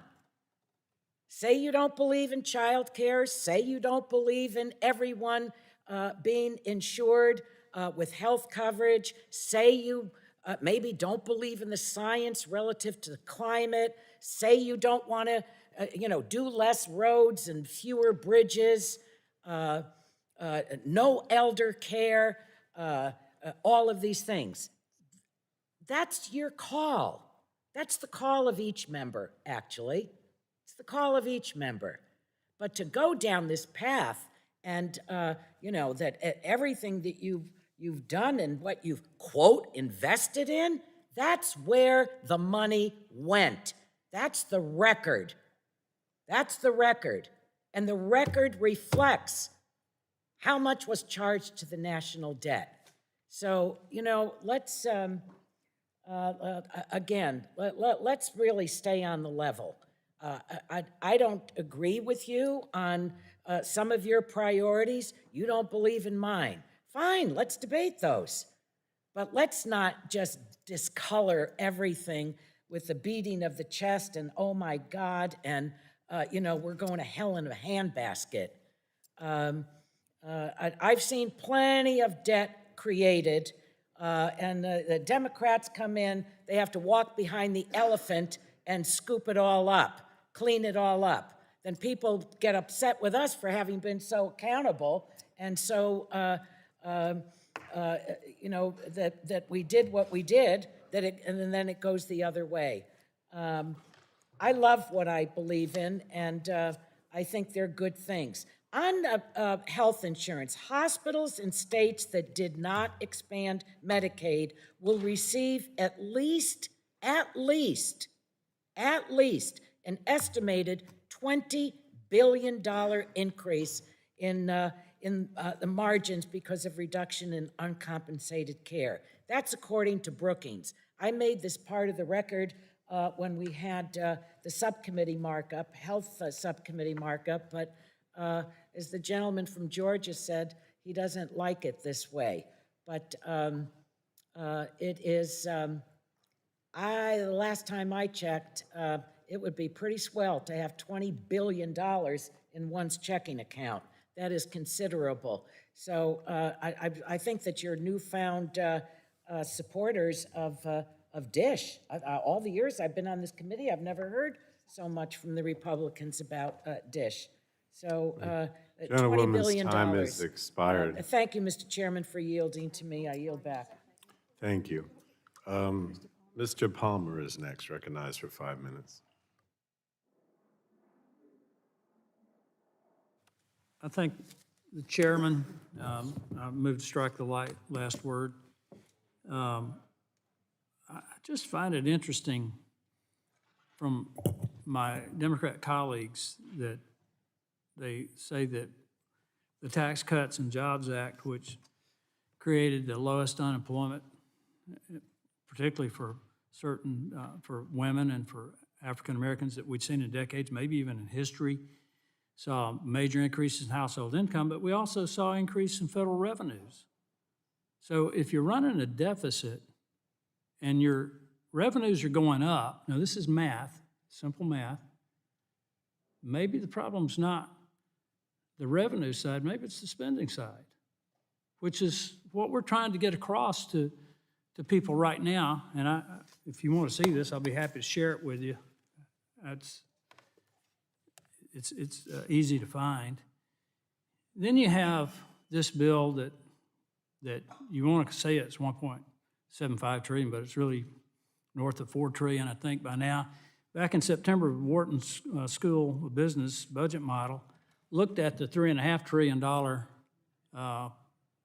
bill and said that by 2050, it would reduce the economy by 4.8%, shrink the economy by 4.8%, but increase the debt by 16.4%. Again, I think the average American can understand that there's a problem when you're shrinking the economy but increasing your debt. The CBO projects that we're on pace by 2051 that our debt to GDP will be 202%. Our debt will be double our entire economy. I believe, and I'll have to check this to verify it, but I think that membership in the European Union was predicated on nations having a debt to GDP ratio of about 60%. If that's true, we couldn't even get in the European Union, Mr. Chairman.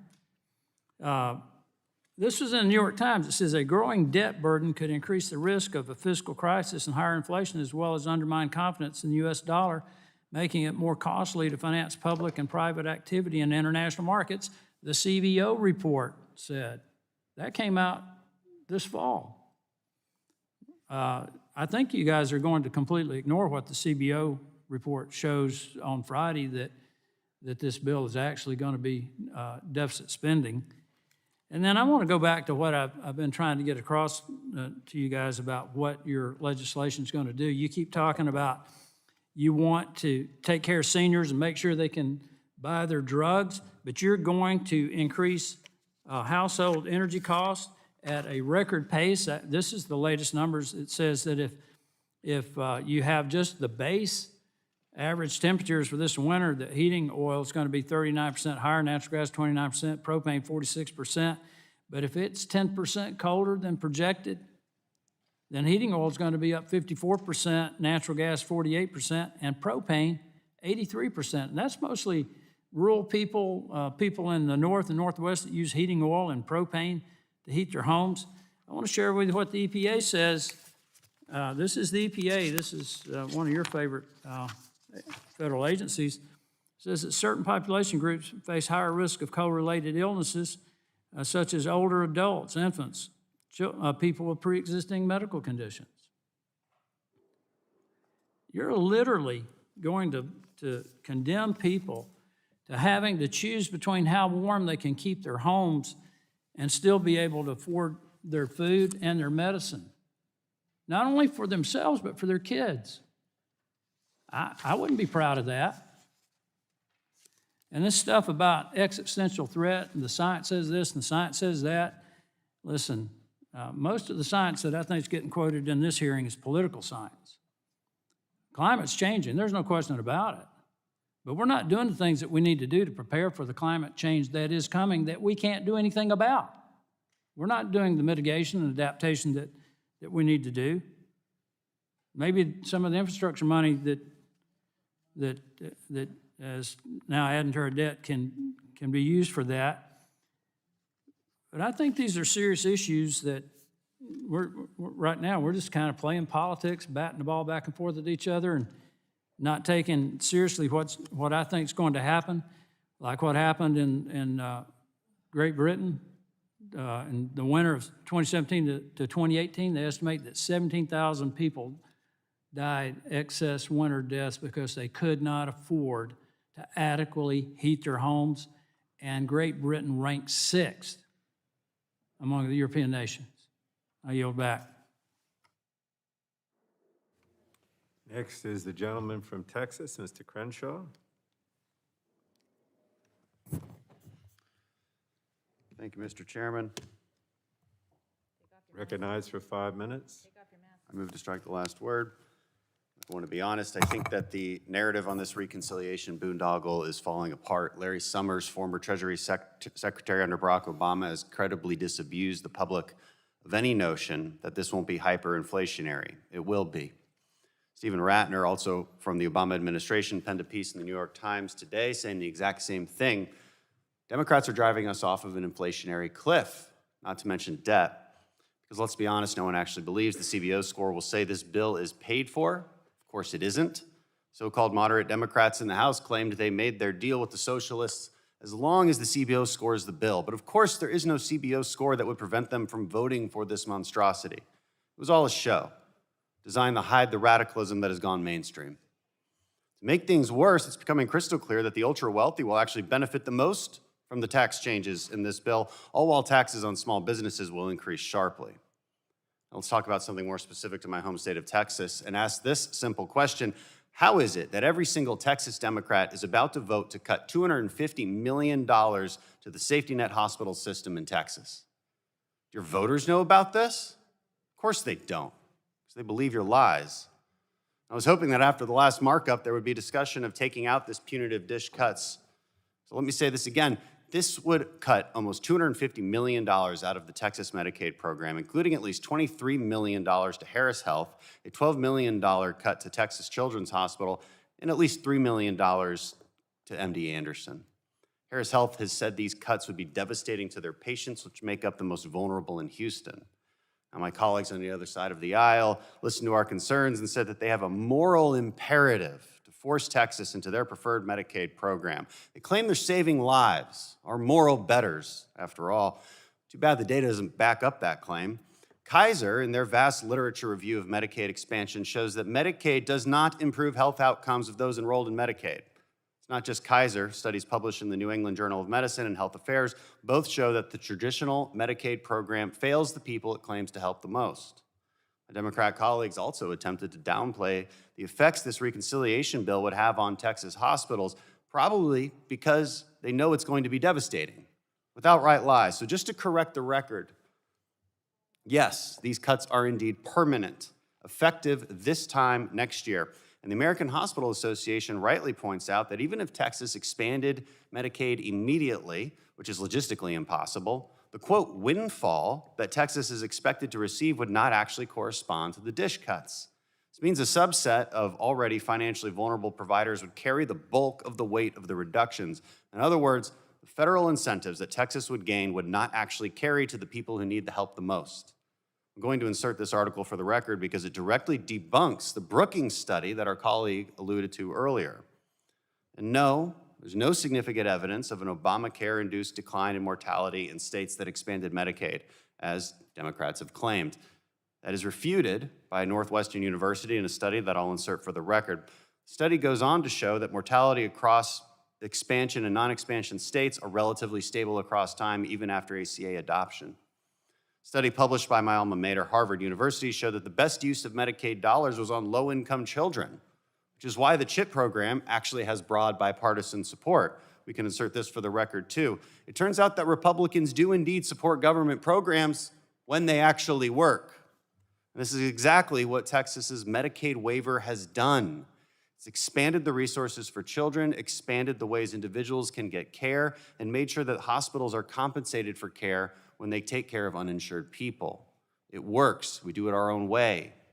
And that's what this is about. It's about providing the most vulnerable among us the best care. It's not about Medicaid expansion. It's tailored solutions like the Medicaid waiver that Texas uses to solve the problem of where to direct the dollars.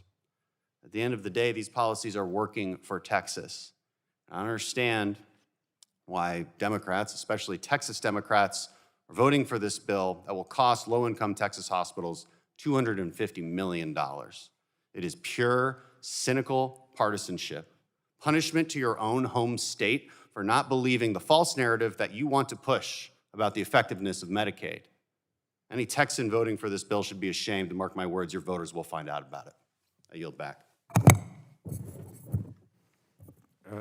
Mr. Crenshaw, I have the study. We're just taking a look at it, the one you mentioned. Next is Mr. Armstrong. No, you don't want to speak. Is there anyone else want to speak on the underlying bill? Mr. Pence? Mr. Chair, I'd like to strike the last word. Gentleman's recognized for 5 minutes. Thank you, Chairman Pallone. I share my colleagues' frustration with the partisan reconciliation process the majority has pursued to radically alter our economy, particularly in the healthcare sector. The bipartisan bills we're marking up today should be proof enough that we can work together and find solutions to problems facing Hoosiers and all Americans. Unfortunately, Democrats use the partisan reconciliation process and refuse to consider any input from members on our side of the aisle. All of us on this committee want to find ways to lower the cost of prescription drugs and expand access to affordable, high-quality health care. But the top-down government control proposals in their tax and spend agenda will only do the opposite. This radical Build Back Better bill will drive out private coverage options and leave my Hoosiers with fewer life-saving cures. We cannot abandon the free market innovative approach that has been a key reason why the U.S. is a world leader in biopharmaceutical modernization. I urge my colleagues to reconsider their partisan approach and return to regular order so that we can work together for the American people. I yield back. The gentleman yield. Yes, sir. Is that? Yeah. Yep. I yield to the gentleman from South Carolina. I want to thank the gentleman from Indiana. You know, the huge sucking sound you hear is citizens leaving the high-tax, high-regulatory socialist states like California. And they're going to low-tax, less regulatory, more freedom-loving states like Texas and Florida and South Carolina. But guess what? With the inclusion of the SALT tax increases on my citizens is just wrong. Because as the citizens flee California, New York, and New Jersey, the services that the citizens remaining there demand and the services that have been created over the long progressive years in those states still have to be paid for. And the people with high income, very valuable property who want a tax deduction on their federal tax return for the property taxes they pay. And their property taxes are high because over the years, the progressive policies have driven the taxes up to those levels. Now they want a tax deduction for it. Who pays for that tax deduction? People in South Carolina, people in Indiana, and other states that don't have state and local tax deductions and have very common sense property taxes. So when you demand in California those services that drive up the ad valorem taxes there, and then come cry to the federal government that we need a tax break so that our citizens don't have to pay those high property taxes, they can get a tax deduction and pass that burden on to people in my state, that's wrong. And that's when we're going to push back. And you don't think that happens? It's a redistribution. You get a tax deduction, so you're not paying as much in federal taxes. That means the federal government doesn't get the revenue from those states like New Jersey and New York and California where SALT is in place.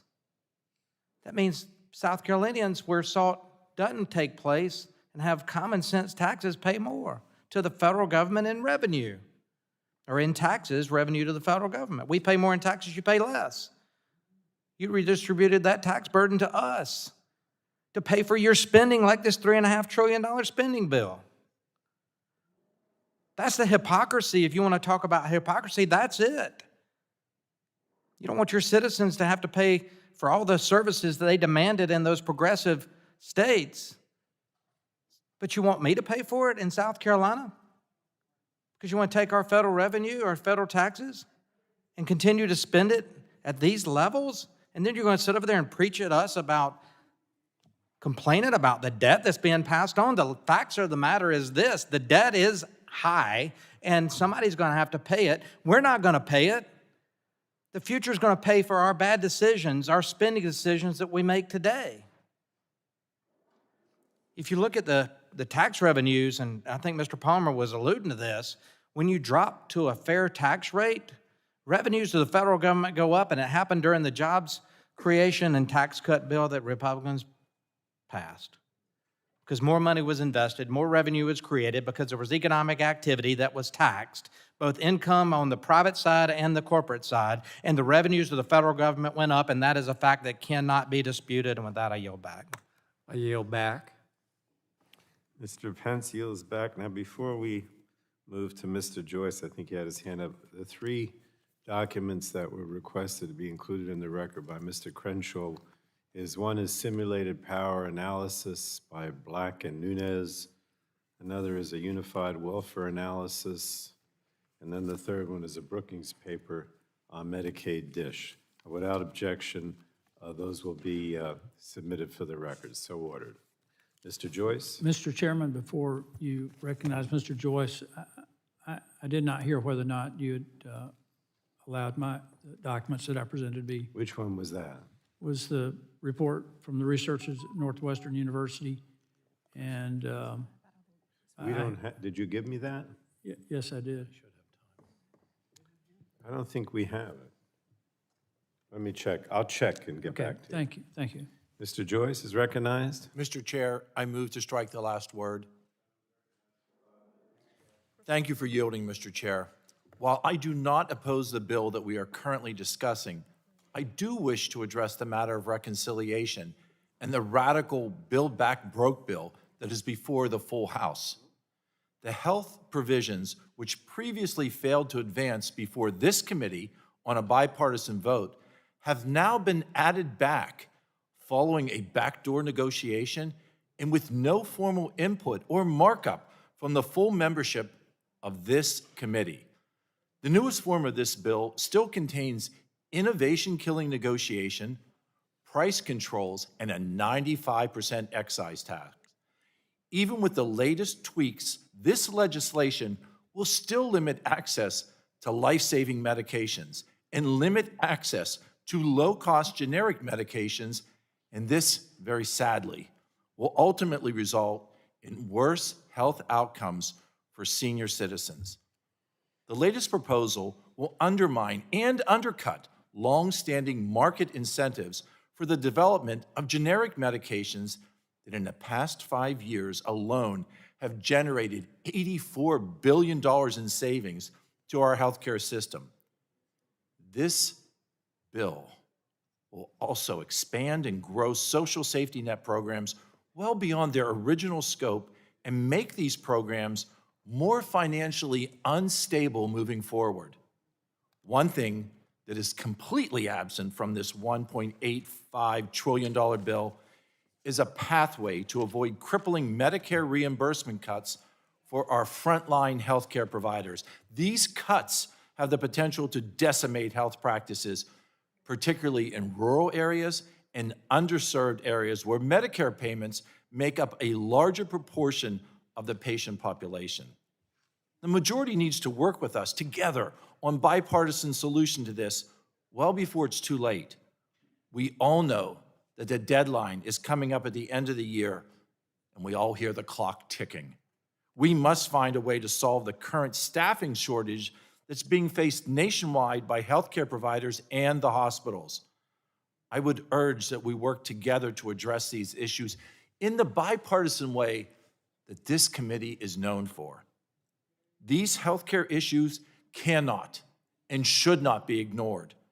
Do not allow the burdens of bad decisions to be passed on to our children and to be passed on to our grandchildren.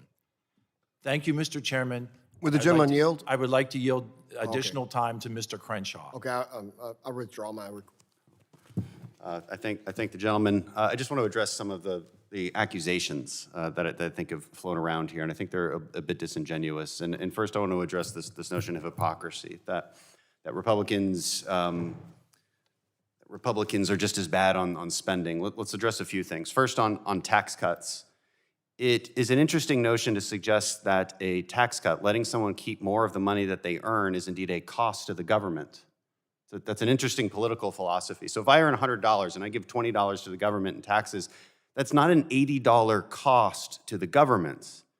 That's a strange way to look at things. It's a scary way to look at things, letting you keep more of your money as a cost. And by the way, as Mr. Duncan told us all, after the tax cuts, government revenue increased drastically, in fact.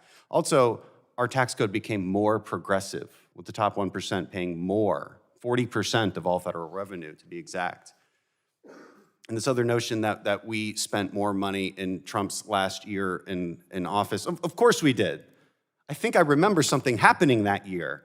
It was a global pandemic, which is exactly why we shouldn't blow out the debt, because sometimes there are structural anomalies that require us to spend additional money, like we all agreed we had to do that year.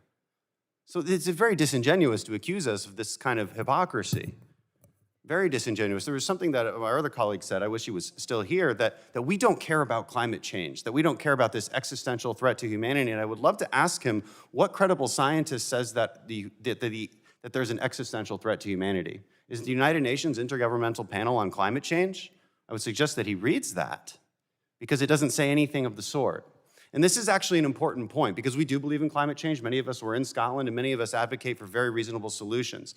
But to create an alarmist narrative which then informs radical solutions, that becomes dangerous, because it leads us down a very dangerous path that harms us more than it helps us. It's important to have factual debates on this and to use the UN climate report data that we agree is the scientific consensus. Thank you. I yield back. All right, is there anyone else that wants to speak on the underlying bill? Otherwise, we're going to go to the amendment. And we're still on this bill HR 5561, and Ms. Matsui, I believe, had an amendment she wanted to offer. Is that correct? Yes. All right. Yes, Mr. Chairman. I have an What amendment is at your the desk. amendment labeled? Or is there only, maybe One, there's only federal one, min- I guess. Yes. The clerk yeah. has it. Clerk will report the Matsui amendment. Amendment to H.R. 5561, offered by Ms. Matsui of California. At the end of the bill, Without add the objection, following. Madam Clerk, the reading of the amendment will be dispensed with, and the gentlewoman from California is recognized for 5 minutes. Thank you, Mr. Chairman. Children with hearing loss face significant barriers in accessing hearing healthcare services. Variables including socioeconomic factors, geographic location, medical infrastructure, and lack of access to social supports that contribute to delays in diagnosis and treatments of hearing loss. These disparities significantly impact individuals from historically disadvantaged racial and ethnic backgrounds and other medically underserved populations. The Early Hearing Detection and Intervention Reauthorization Act supports a critical public health program that has helped ensure that more than 98% of newborns are screened for hearing loss today. However, many do not receive early intervention treatment services after being screened. Moving forward, we must have a fully functional and comprehensive EDI program that includes family education, short-term follow-up to confirmatory diagnosis of hearing loss, and long-term follow-up connection to early intervention services. My amendment instructs GAO to report on data collection, best practices, and outreach efforts to reduce health disparities. The GAO will also be tasked with assessing state EDI websites to determine if the support and resources provided are appropriately meeting the needs of parents and families. It is crucial to identify ways the EDI program can improve surveillance to ensure access to timely identification of congenital and acquired hearing loss and enhance connection to follow-up services, particularly among racial and ethnic minority populations. I especially want to thank Ranking Member Guthrie, his long-time leadership in championing this legislation and working on improving this bill in a bipartisan way.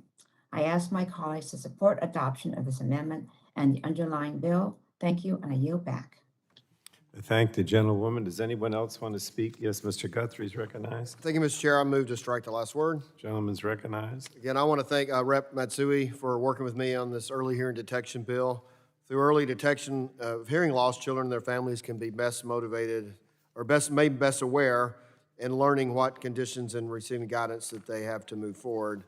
On HR 5561, it reauthorizes the EDI program for early detection increases in the follow-up services, and I support the amendment that she's bringing forward to this amendment that we're discussing now, Government Accountability Office, to move forward.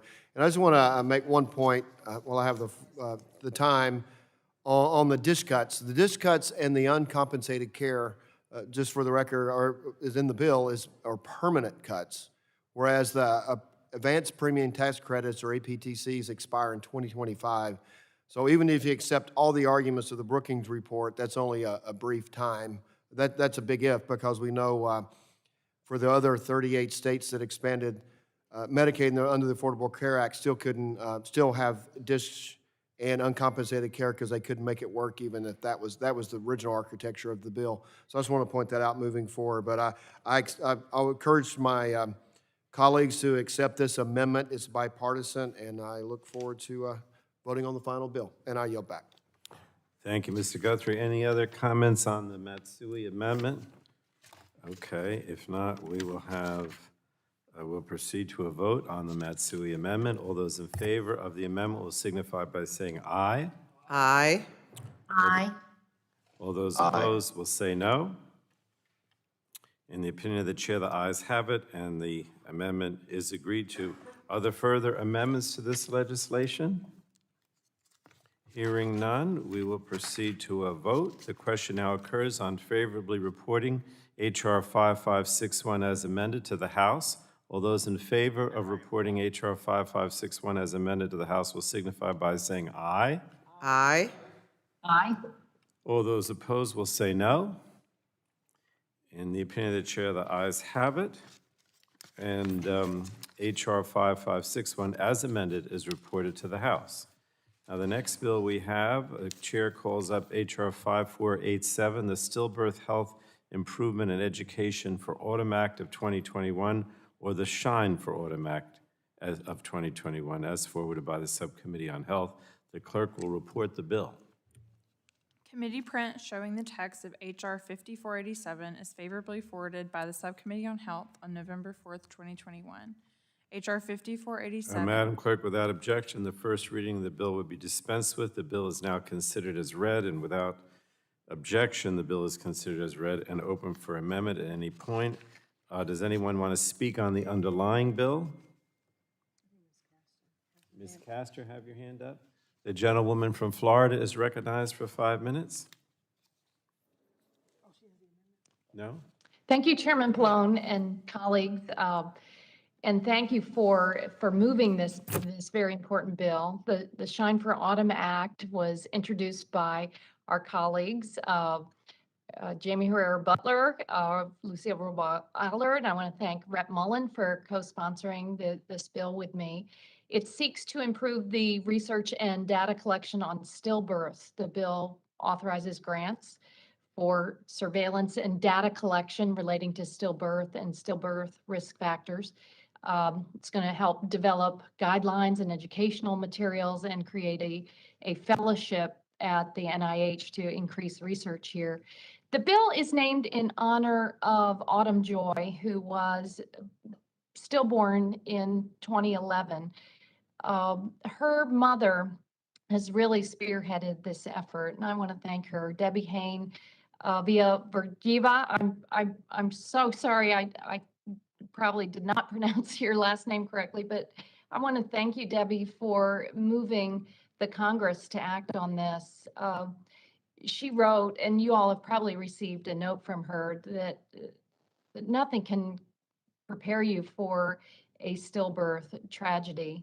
This is part of the maternal mortality crisis we have in America. And you may not be aware that according to the CDC, nearly 23,000 babies are stillborn every year. Stillbirths occur in all races and ethnicities and income levels, women of all ages, but there are longstanding and persistent racial and ethnic disparities, with Black women experiencing stillbirths at 2 times the rate of white women. So thanks again for everyone for supporting this bill. I'm going to support Rep. Mullins' amendment, but I thought I'd read a little bit of Debbie's note that she sent along. She said, having the support of all of us gives her hope, the kind of hope she hasn't felt in the 10 years since Autumn died. Her stillbirth advocacy journey has not been easy, and there have been many moments where she contemplated giving up because she's never felt like anyone was listening. But then in the end, giving up wasn't an option.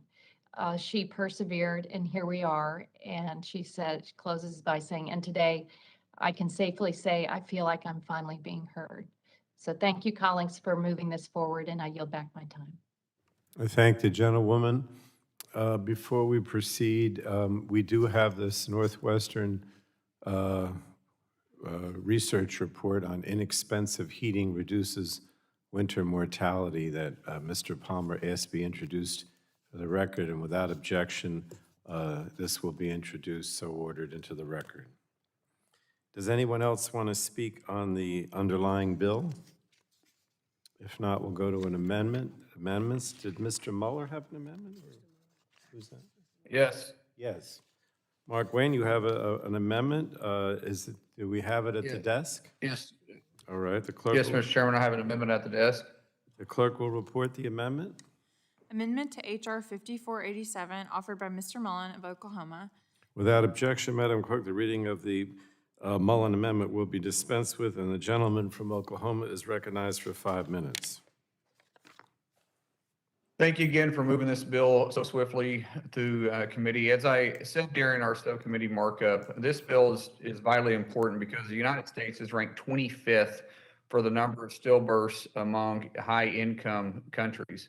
Now, this amendment makes clarifying technical challenges requested by the Department of Health and Human Services. Again, thank you for moving this bill quickly through the committee, and I urge a yes on the vote, and I yield back.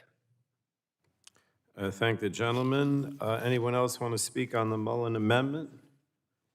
Hearing none, we'll go to a vote. If there's no further debate, we'll proceed to a vote on the amendment. All those in favor of the Mullen amendment will signify by saying aye. Aye. Aye.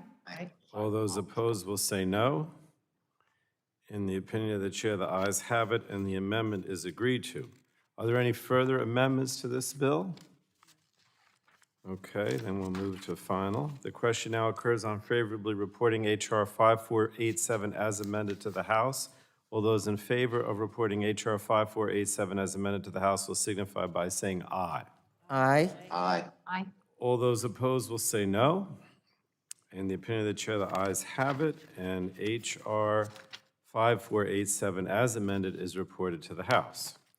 The chair now calls up H.R. 1193, the Cardiovascular Advances in Research and Opportunities Legacy Act, or the Carroll Act, as forwarded by the Subcommittee on Health. The clerk will report the bill. Committee print to H.R. 1193, a bill to amend Title IV. Madam Clerk, without objection, the first reading of the bill will be dispensed with. The bill is now considered as read, and without objection, the bill is considered as read and open for amendment at any point. Does any member seek recognition to speak on this bill?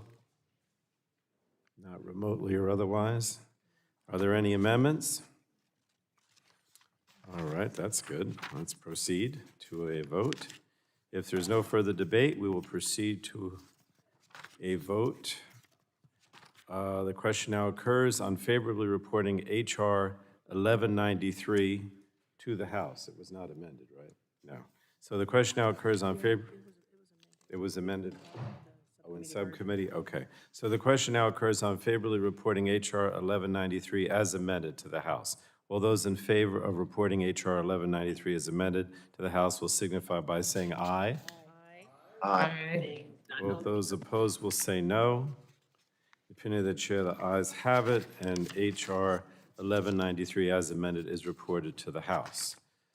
Chair now calls up H.R. 1667, the Dr. Lorna Breen Healthcare Provider Protection Act, as forwarded by the Subcommittee on Health. The clerk will report that bill. Committee print to HR 1667 to address And Madam Clerk, without objection, the first reading of the bill will be dispensed with. The bill is now considered as read. And without objection, the bill is considered as read and open for amendment at any point. Are there any members seeking recognition to speak on H.R. 1667? Mr. McKinley? Oh, I'm sorry. Ms. Eshoo is recognized first for 5 minutes. Chairman, I seek recognition to strike the last word. Physicians have, this is a terrible statistic, physicians have the highest suicide rate of any profession. It's estimated that 400 doctors die by suicide in the United States each year. Dr. Lorna Breen, an emergency department director, died by suicide last year. As we heard from her brother-in-law at our hearing on this bill, when she hit her breaking point in the midst of the pandemic, she was too concerned about losing her medical license to actually seek out professional help. And so her brother-in-law and sister called on us to act, and I'm proud that we're moving this bill today. The Dr. Lorna Breen Healthcare Provider Act calls for stronger support for our caregivers to give them the help that they need during, in undertaking such highly emotional and draining work.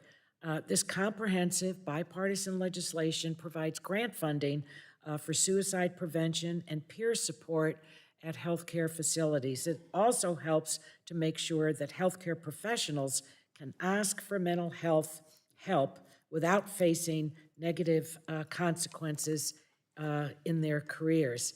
I think one of the great tragedies in the loss of Dr. Breen is that what she thought was the case in New York State wasn't. But this is something that this legislation addresses.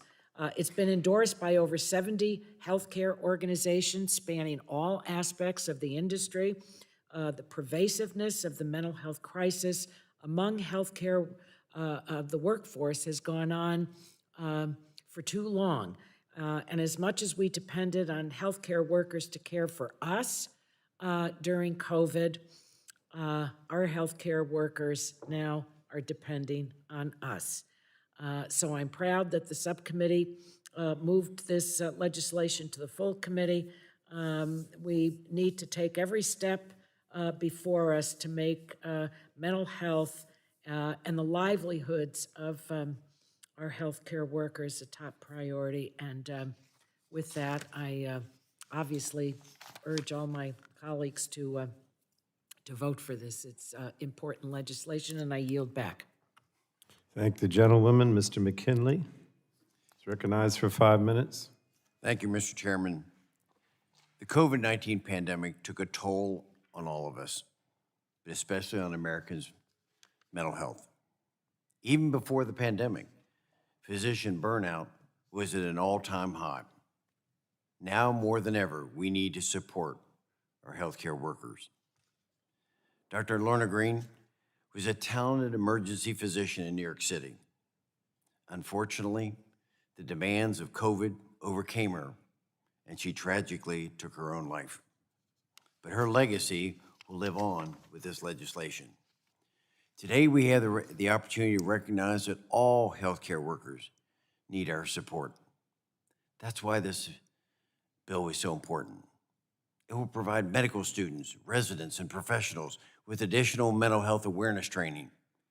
They'll be able to proactively recognize the signs of mental fatigue and perhaps prevent future tragedies like that experienced by Dr. Green. It will help provide professionals seeking support before it's too late. And I wish to thank Congresswoman Wild for being a partner on this bill. I'm hopeful the bill will open the door for a broader conversation on the importance of mental health among healthcare professionals, Congress, and other members, and help to fight the stigma that still surrounds it. Healthcare workers need to recognize that Congress has their back, and they are not in this fight alone. I support this bill, and I urge my colleagues to support it as well. Thank you, Mr. Chairman. I yield back. Thank you. Does anyone else want to speak on the bill? Are there any amendments to the bill? Oh, Ms. Castor is recognized to speak on the bill, underlying bill. The gentlewoman from Florida is recognized. Well, thank you, Mr. Chairman. Moving the Dr. Lorna Breen Healthcare Provider Protection Act today really gives us all an opportunity to express our deep gratitude to all of the doctors and nurses and healthcare workers who have worked so hard throughout the pandemic to keep us safe. It has not been easy. It's been just devastating, the loss of life, the injury, the economic toll it's taken on everyone. And it's really been those frontline healthcare workers that have been there day in and day out, those long shifts, and this is the least that we can do for them. And I was so moved by the appearance of Dr. Breen's family at our health subcommittee hearing. And again, we're grateful to them. I've seen an initiative like this at work back home at Tampa General Hospital, where they brought in various mental health counselors to talk with doctors and nurses and the folks there on staff. And they all expressed to me how important this is. So let's keep it going. Also, the University of South Florida, that is the teaching partner for Tampa General, they also expressed to me how important and necessary this initiative is, and the fact that burnout rates are enormous and the resources to provide support are lacking. So thank you, colleagues, for moving the Dr. Lorna Breen Healthcare Provider Act forward, and let's get this passed in the House and through the Congress as soon as possible. Thanks again. Now you'll back. Thank the gentlewoman. Anybody on the Republican side? If not, I saw Ms. Custer's hand up. The gentlewoman from New Hampshire is recognized for 5 minutes. Thank you, Mr. Chairman. I move to strike the last word. Gentlewoman is recognized. Thank you. I'm pleased to see this committee prioritizing the mental health of clinicians with the inclusion of the Dr. Lorna Breen Healthcare Provider Protection Act today. I've heard from constituents all across New Hampshire about the unimaginable burnout and fatigue from continuing to keep our community safe during a once-in-a-lifetime global pandemic. Since the onset of COVID-19, our doctors, nurses, and healthcare workers have been on the front lines of this public health crisis, tirelessly caring for our communities. And I might say right now, Mr. Chairman, my hospitals in New Hampshire are facing their highest hospitalization rates since the very worst months of the COVID-19 pandemic over a year ago. 90% of the patients in the hospitals are unvaccinated. So we know we've got a route to get out of this, but I just had to say that. These people have been heroes. We're now going on into the second year in this fight against COVID-19, but they cannot do it alone. And it's our job to ensure that they have the mental health support they need to weather this storm by removing the barriers to care for their own mental health needs. While there's an urgency now to address the mental health of our nation's healthcare workforce, this legislation will also provide critical long-term support and awareness to end the stigma of mental health treatment. And that's why, as founder and co-chair of the Bipartisan Addiction and Mental Health Task Force, we have included this bill as part of our legislative agenda. This bipartisan legislation will support our healthcare workers in their own well-being, ensuring they feel cared for as they care for others. I'm a proud co-sponsor, and I urge my colleagues to support this important bill. And with that, I yield back. I thank the gentlewoman. Anyone else that wants to speak on the bill? Do we have any amendments? We do not? All right, then we'll go to a vote. If there's no further debate, we'll go to passage. The question now occurs on favorably reporting H.R. 1667 as amended to the House. All those in favor of reporting H.R. 1667 as amended to the House will signify by saying aye. Aye. All those opposed will say no. Opinion of the chair, the ayes have it, and H.R. 1667 as amended is reported to the House. Chair now calls up H.R. 3320, the Allied Health Workforce Diversity Act of 2021, as forwarded by the Subcommittee on Health, and the clerk will report that bill. Committee print to H.R. 3320, a bill to amend Title VII. Madam Clerk, without objection, the first reading of the bill will be dispensed with. The bill is now considered as read, and without objection, the bill is considered as read and open for amendment at any point. Are there any amendments who seek recognition to speak on H.R. 3320? No one? All right. Then, is there anyone who wants to offer an amendment to this bill? Mr. Rush, did you want to speak on the bill, or you have an amendment? You want to speak on the underlying bill, or John? I want to speak on the underlying bill, Mr. Chairman. I move to strike the last word. All right, you're recognized for 5 minutes. Thank you, Mr. Chairman. Today, we are considering H.R. 3320, the Allied Health Workforce Diversity Act, which I was so proud to introduce earlier this year with my colleague, Representative Mark Wayne Mullen.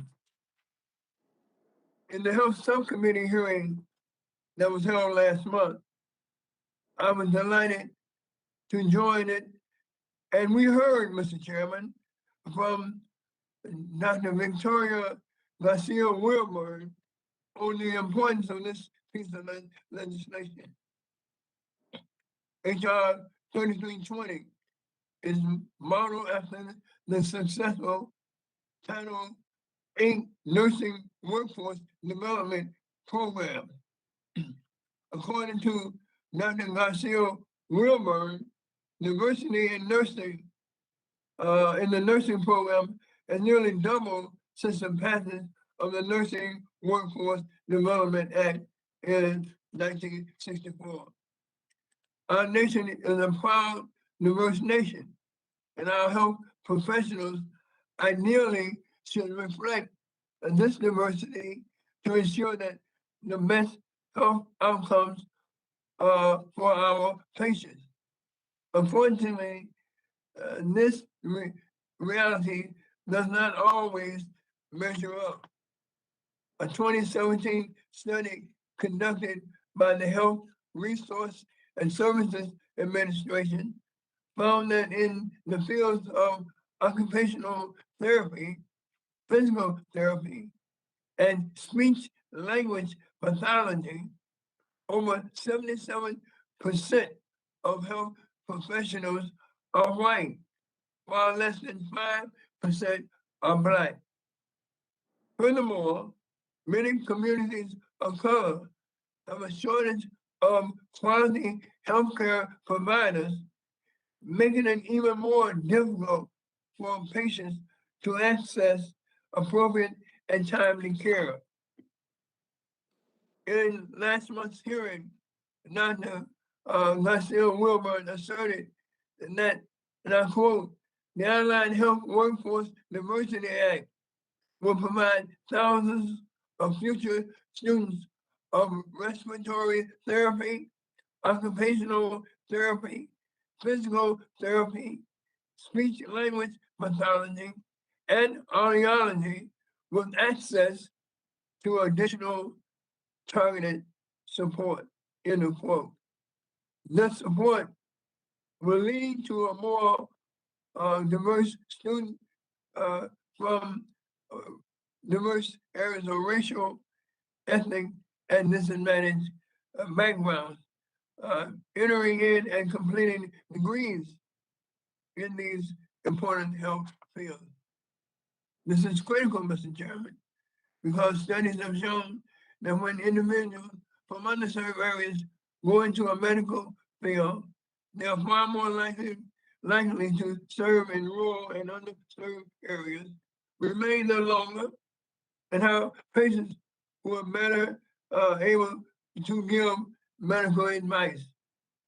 This means that rural and other underserved areas benefit when programs recruit candidates from these areas.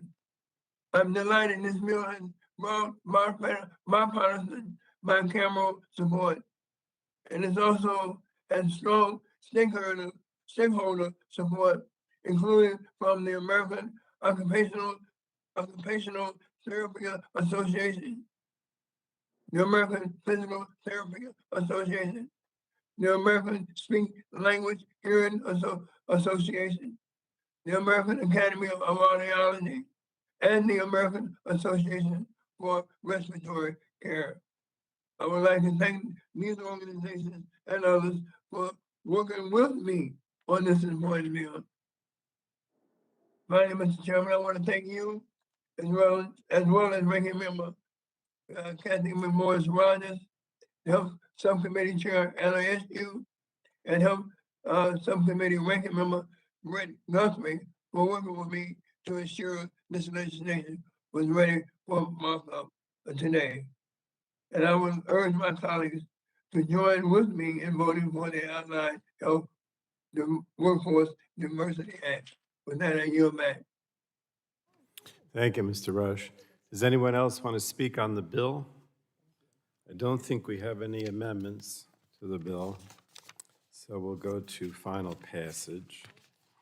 Question now occurs on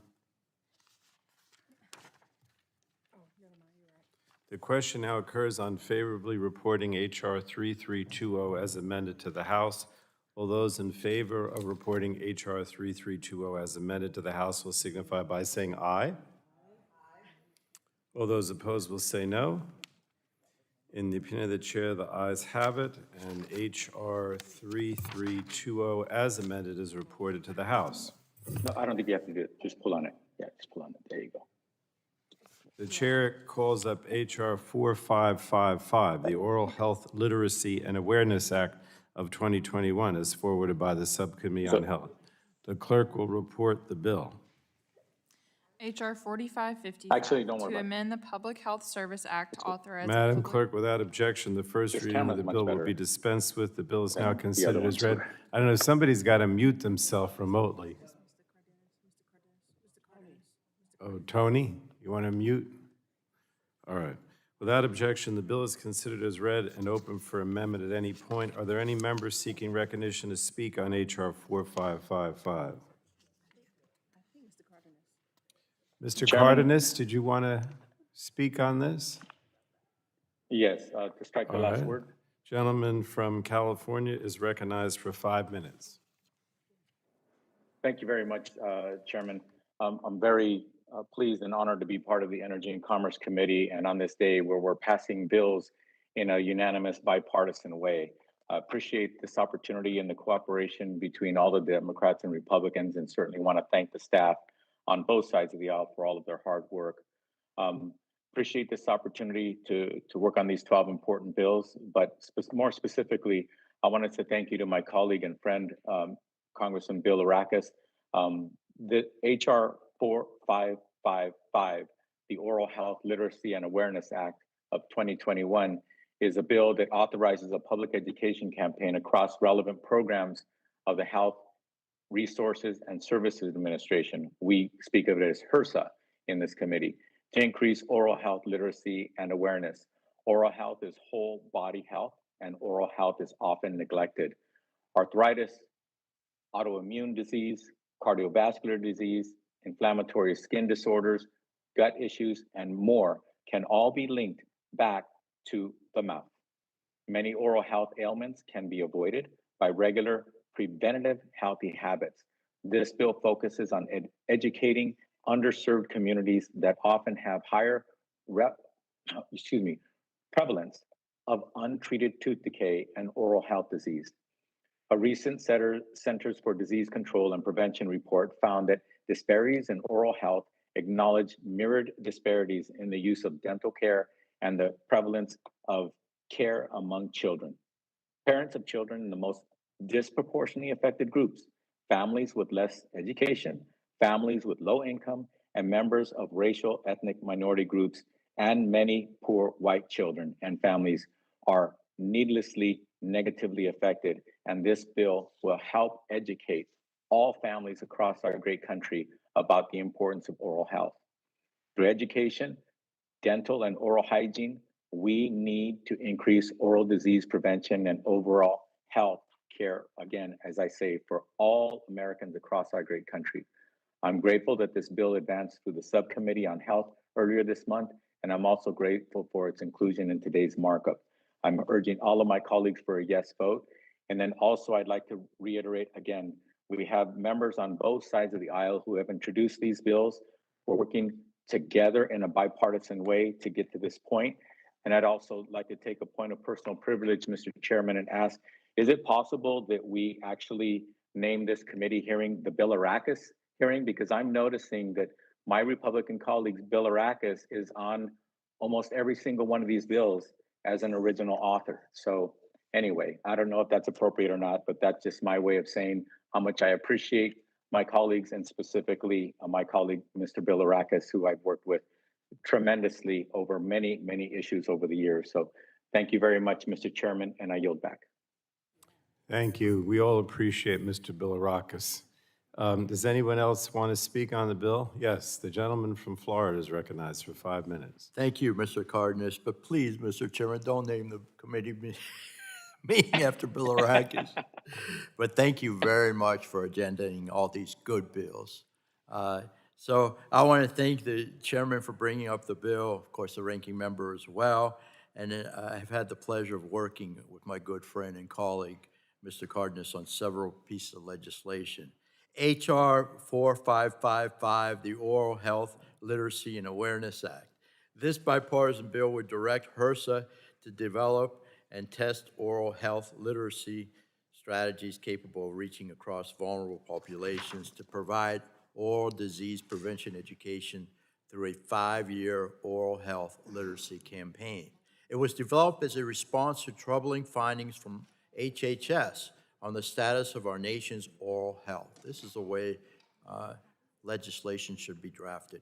We failed to hit the Healthy People 2020 target of getting 49% of Americans to use our nation's oral health system. Only 43% of the children, adolescents, and adults visited the dentist in 2016, which is even less than the baseline set in 2007 of 44%. We're doing something about it.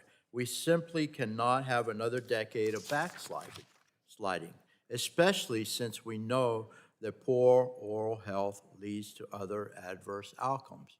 Of course, we have evidence to prove that. We also continue to see disparities across different patient populations, both when it comes to both receiving dental care and suffering from untreated tooth decay, as my colleague said. This includes underrepresented communities such as those with lower socioeconomic status and education, differing race and ethnicities, and even our disabled veterans, an issue that I've been particularly really working on for many, many years. Our disabled veterans, in most cases, do not have access to oral health unless 100%, and there are a couple other categories as well. But I've been working on that, and I want to solve that issue for our true American heroes. Thus, ensuring that Americans understand the importance of taking care of their oral health is a vital component in getting better health outcomes. It's as simple as that. That's why this bill is needed and provides a great first step towards increasing education in these communities on the importance of oral health. The Oral Health Literacy and Awareness Act is supported by multiple providers and patient groups across the spectrum. I want to thank my good friend again, Mr. Cardenas, for partnering together with me on this legislation. And I want to thank the chairman and, of course, the ranking member for putting this legislation up today. And I urge my colleagues to fully support this particular bill. I yield back the balance of my time. I thank the gentleman. Does anyone else want to speak on this bill? All right, I don't think we have any amendments, so we'll just move to final passage. Question now occurs on favorably reporting H.R. 4555 as amended to the House. All those in favor of reporting H.R. 4555 as amended to the House will signify by saying aye. Aye. Aye. All those opposed will say no. Opinion of the chair, the ayes have it, and H.R. 4555 as amended is reported to the House. Chair now calls up H.R. 5551, the Improving the Health of Children Act, as forwarded by the Subcommittee on Health, and the clerk will report the bill. Committee print to H.R. 5551, a bill to amend Title Madam III. Clerk, without objection, the first reading of the bill will be dispensed with, and the bill is now considered as read. And without objection, the bill is considered as read and open for amendment at any point. Are there any members who seek recognition to speak on H.R. 5551? Nobody remotely? Okay. Are there any members who seek to offer an amendment? No? All right, we will move to final passage. Question now occurs on favorably reporting H.R. 5551 as amended to the House. All those in favor of reporting H.R. 5551 as amended to the House will signify by saying aye. Aye. Aye. All those opposed will say no. Opinion of the chair, the ayes have it, and H.R. 5551 as amended is reported to the House. The chair now calls up H.R. 3537, the Accelerating Access to Critical Therapies for ALS Act, as forwarded by the Subcommittee on Health. The clerk will report the bill. Committee print to H.R. 3537 to direct the Secretary. Madam Clerk, without objection, the first reading of the bill will be dispensed with. The bill is now considered as read. And without objection, the bill is considered as read and open for amendment at any point. And I'll start by recognizing Ms. Escher to speak on the bill. The gentlewoman's recognized for 5 minutes. Thank you, Mr. Chairman. I seek recognition to strike the last word and speak on the bill.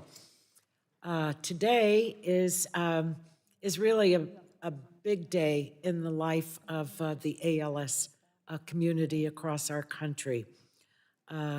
This is legislation that is really the most popular bill in the House with, I think when I spoke at the beginning of our markup, I think 328 bipartisan co-sponsors. And one of the lead legislators, Mr. Fortenberry, our good friend who has worked so hard on this with Mr. Quigley of Illinois, is here with us in the hearing room. Welcome, Jeff. It's good to see you here. I can't help but think about a beautiful letter that a constituent wrote to me, Jamie Berry, and I'll quote from her letter. She said, with ALS, a piece of you dies every single day. We're simply asking for a fighting chance to live the lives we were meant to live. And that's what this legislation is. So to Jamie, her fellow ALS patients, I'm proud, I think we're all proud to vote for the Act for ALS to support your fighting chance against this deadly disease. And kudos to, again, to Mr. Fortenberry, Mr. Quigley for the work that they have done. They have done a yeoman's job because there isn't a member that they haven't contacted multiple times to make sure that they could be a part of this important effort. This was not an easy thing to do. You know, when it gets here and the ink is dry, all the co-sponsors, we all agree, passed out of the subcommittee, but this was not easy to do. We had to work very hard with the FDA to make sure that this would be a transformational bill, to make sure that people with ALS are given treatment options, because they have none today. And it's something that they all deserve. So with that, Mr. Chairman, bravo to the lead authors of this legislation. I think that if we listen carefully, we'll hear applause across the country from a group of patients that I think that we're giving hope to, and they certainly deserve it. It's a deadly, horrible disease, and at least they'll be able to take these, use these treatment options. And I want to call out Patrizia, is it Calzone, Dr. Calzone from the FDA that worked with us to make sure that we could be aligned with each other. So with that, Mr. Chairman, I yield back the balance of my time.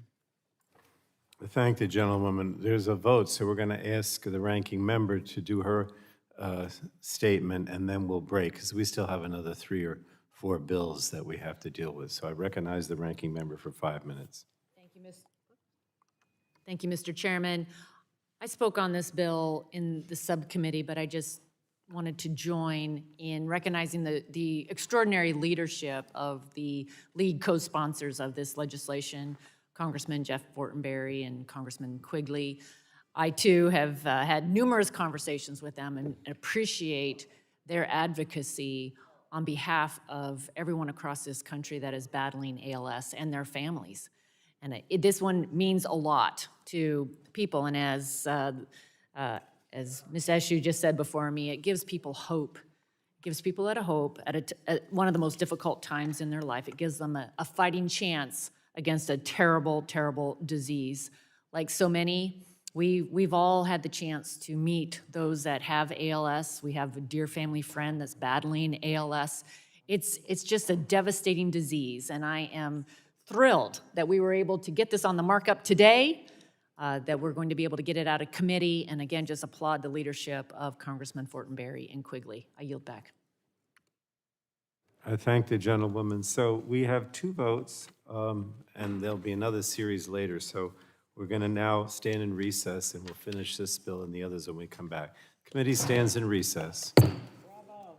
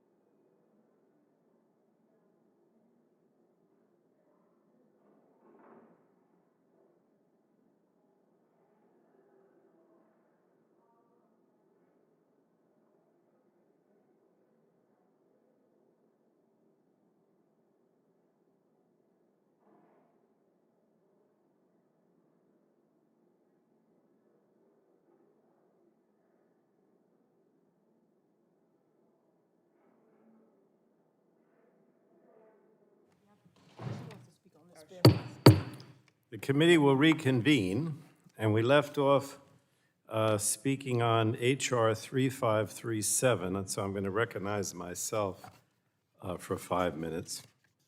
In July, the Health Subcommittee held a hearing to learn about the challenges associated with finding treatments for neurodegenerative diseases, including ALS, and we heard from the lead scientists at NIH and FDA and researchers at top universities who discussed the difficulties scientists have had in understanding the complexity of the disease and developing biomarkers, a critical tool for drug development. And FDA told us about the guidance they had given industry on master protocols and adaptive clinical trial designs, which could allow more patients to enroll in clinical trials and get access to investigational therapies being studied.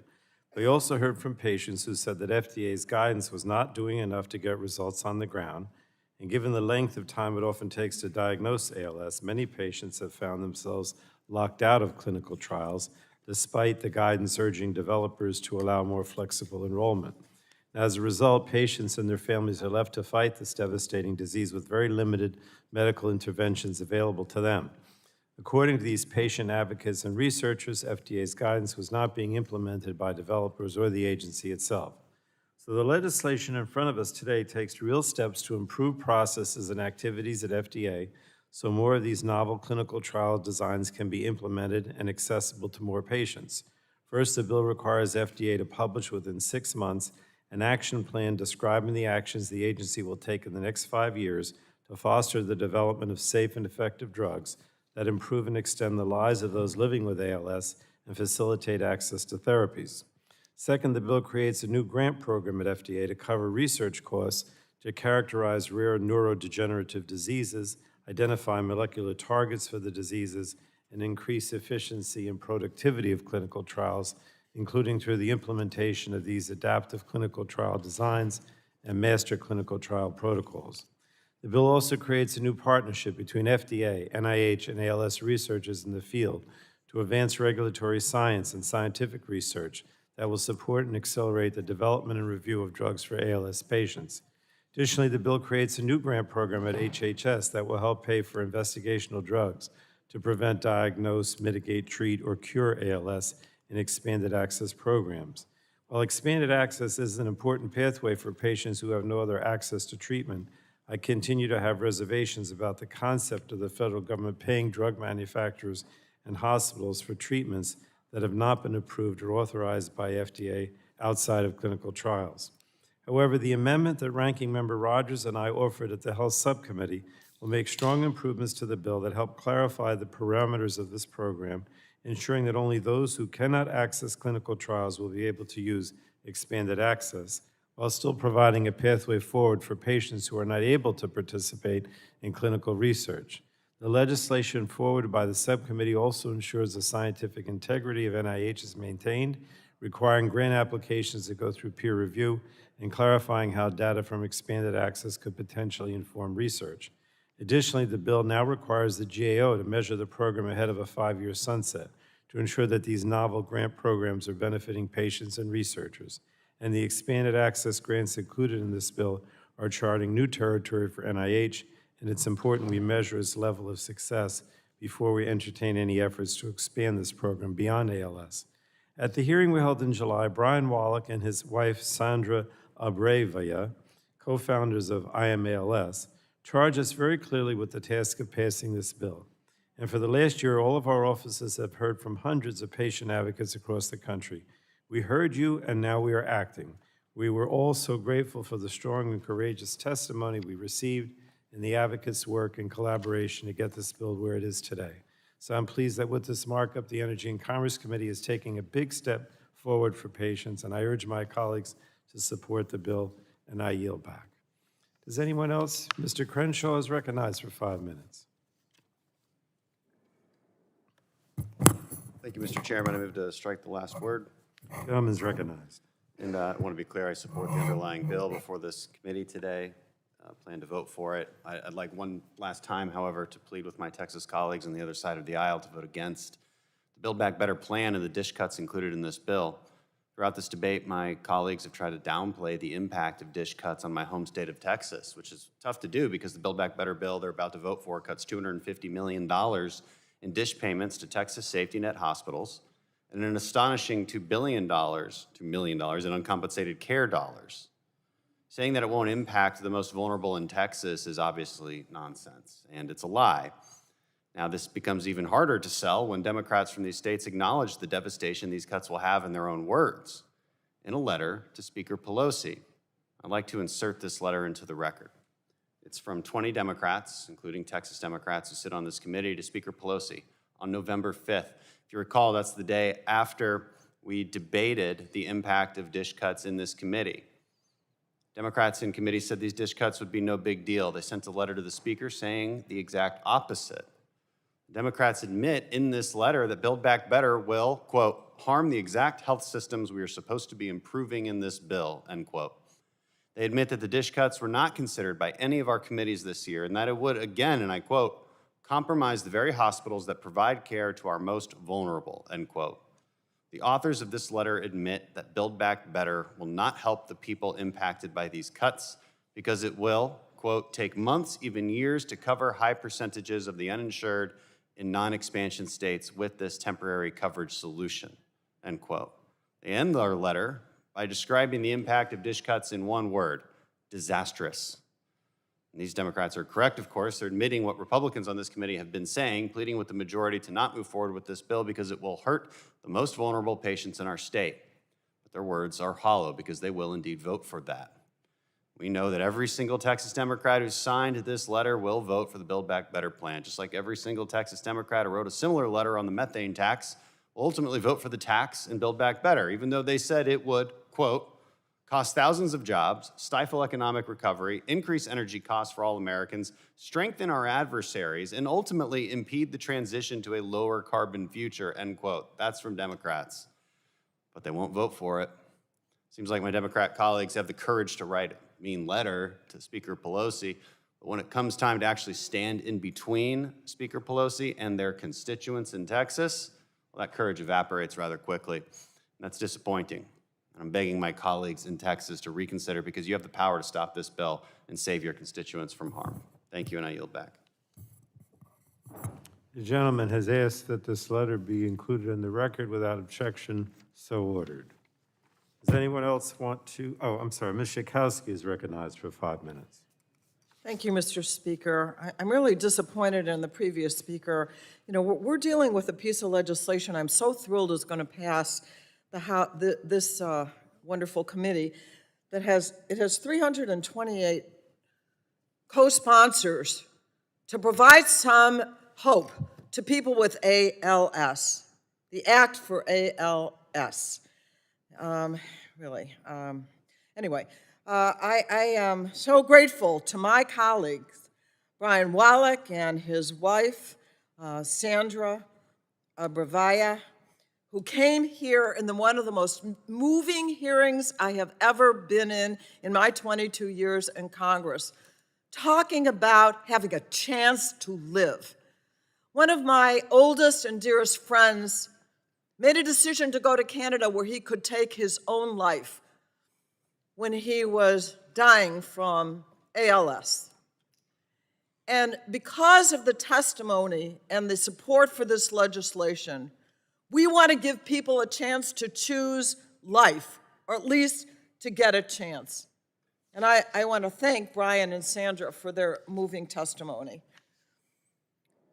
I also want to thank Chair Pallone, Chair Eshoo, Representatives Quigley and Fortenberry, who took the lead on this legislation, and made the commitment to work at every angle to try and advance this chance for ALS victims. I also want to thank the organization I Am ALS that mobilized the ALS community to be fighting for this bill, and I look forward to voting in favor of Act for ALS so that the Congress can stand with the ALS community I thank you and I yield back. I thank the gentlewoman. Does anyone else want to speak on the bill? Hearing none, there are no amendments to my knowledge, so we'll go to final passage. Question now occurs on favorably reporting H.R. 3537 as amended to the House. All those in favor of reporting H.R. 3537 as amended to the House will signify by saying aye. Aye. Aye. All those opposed will say no. The opinion of the chair, the ayes have it, and H.R. 3537 as amended is reported to the House. The chair now calls up H.R. 1218, the Data Mapping to Save Moms Lives Act, as forwarded by the Subcommittee on Communications and Technology. The clerk will report the bill.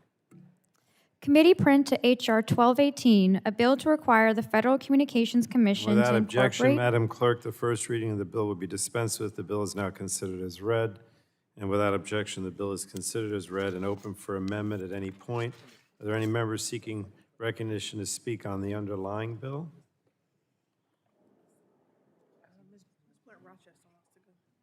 The gentlewoman from Delaware is recognized for 5 minutes.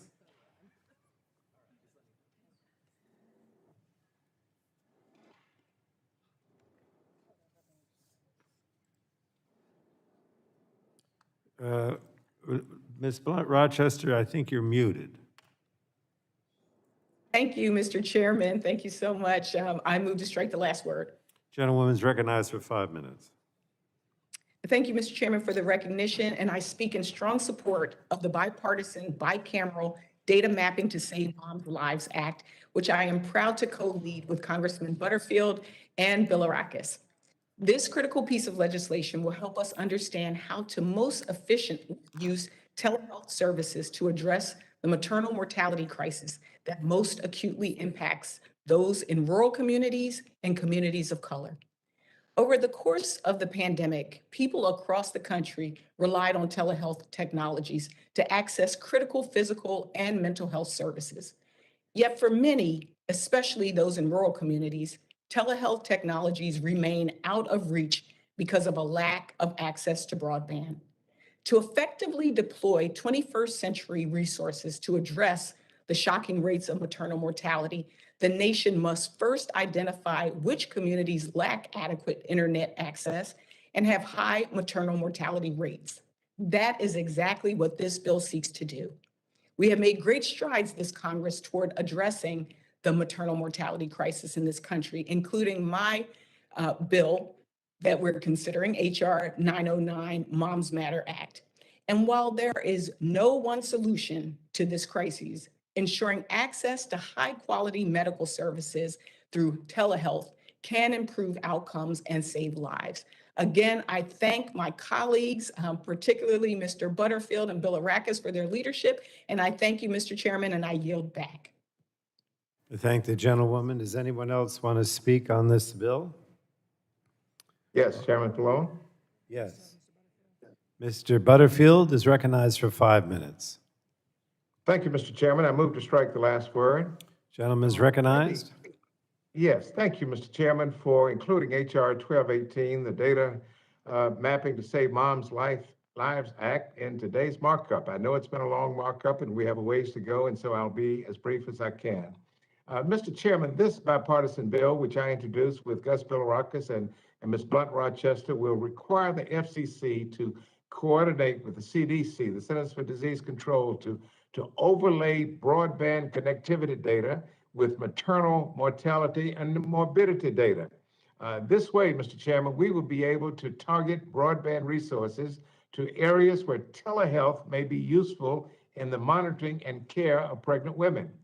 It is a moral imperative to address the maternal mortality crisis in the United States.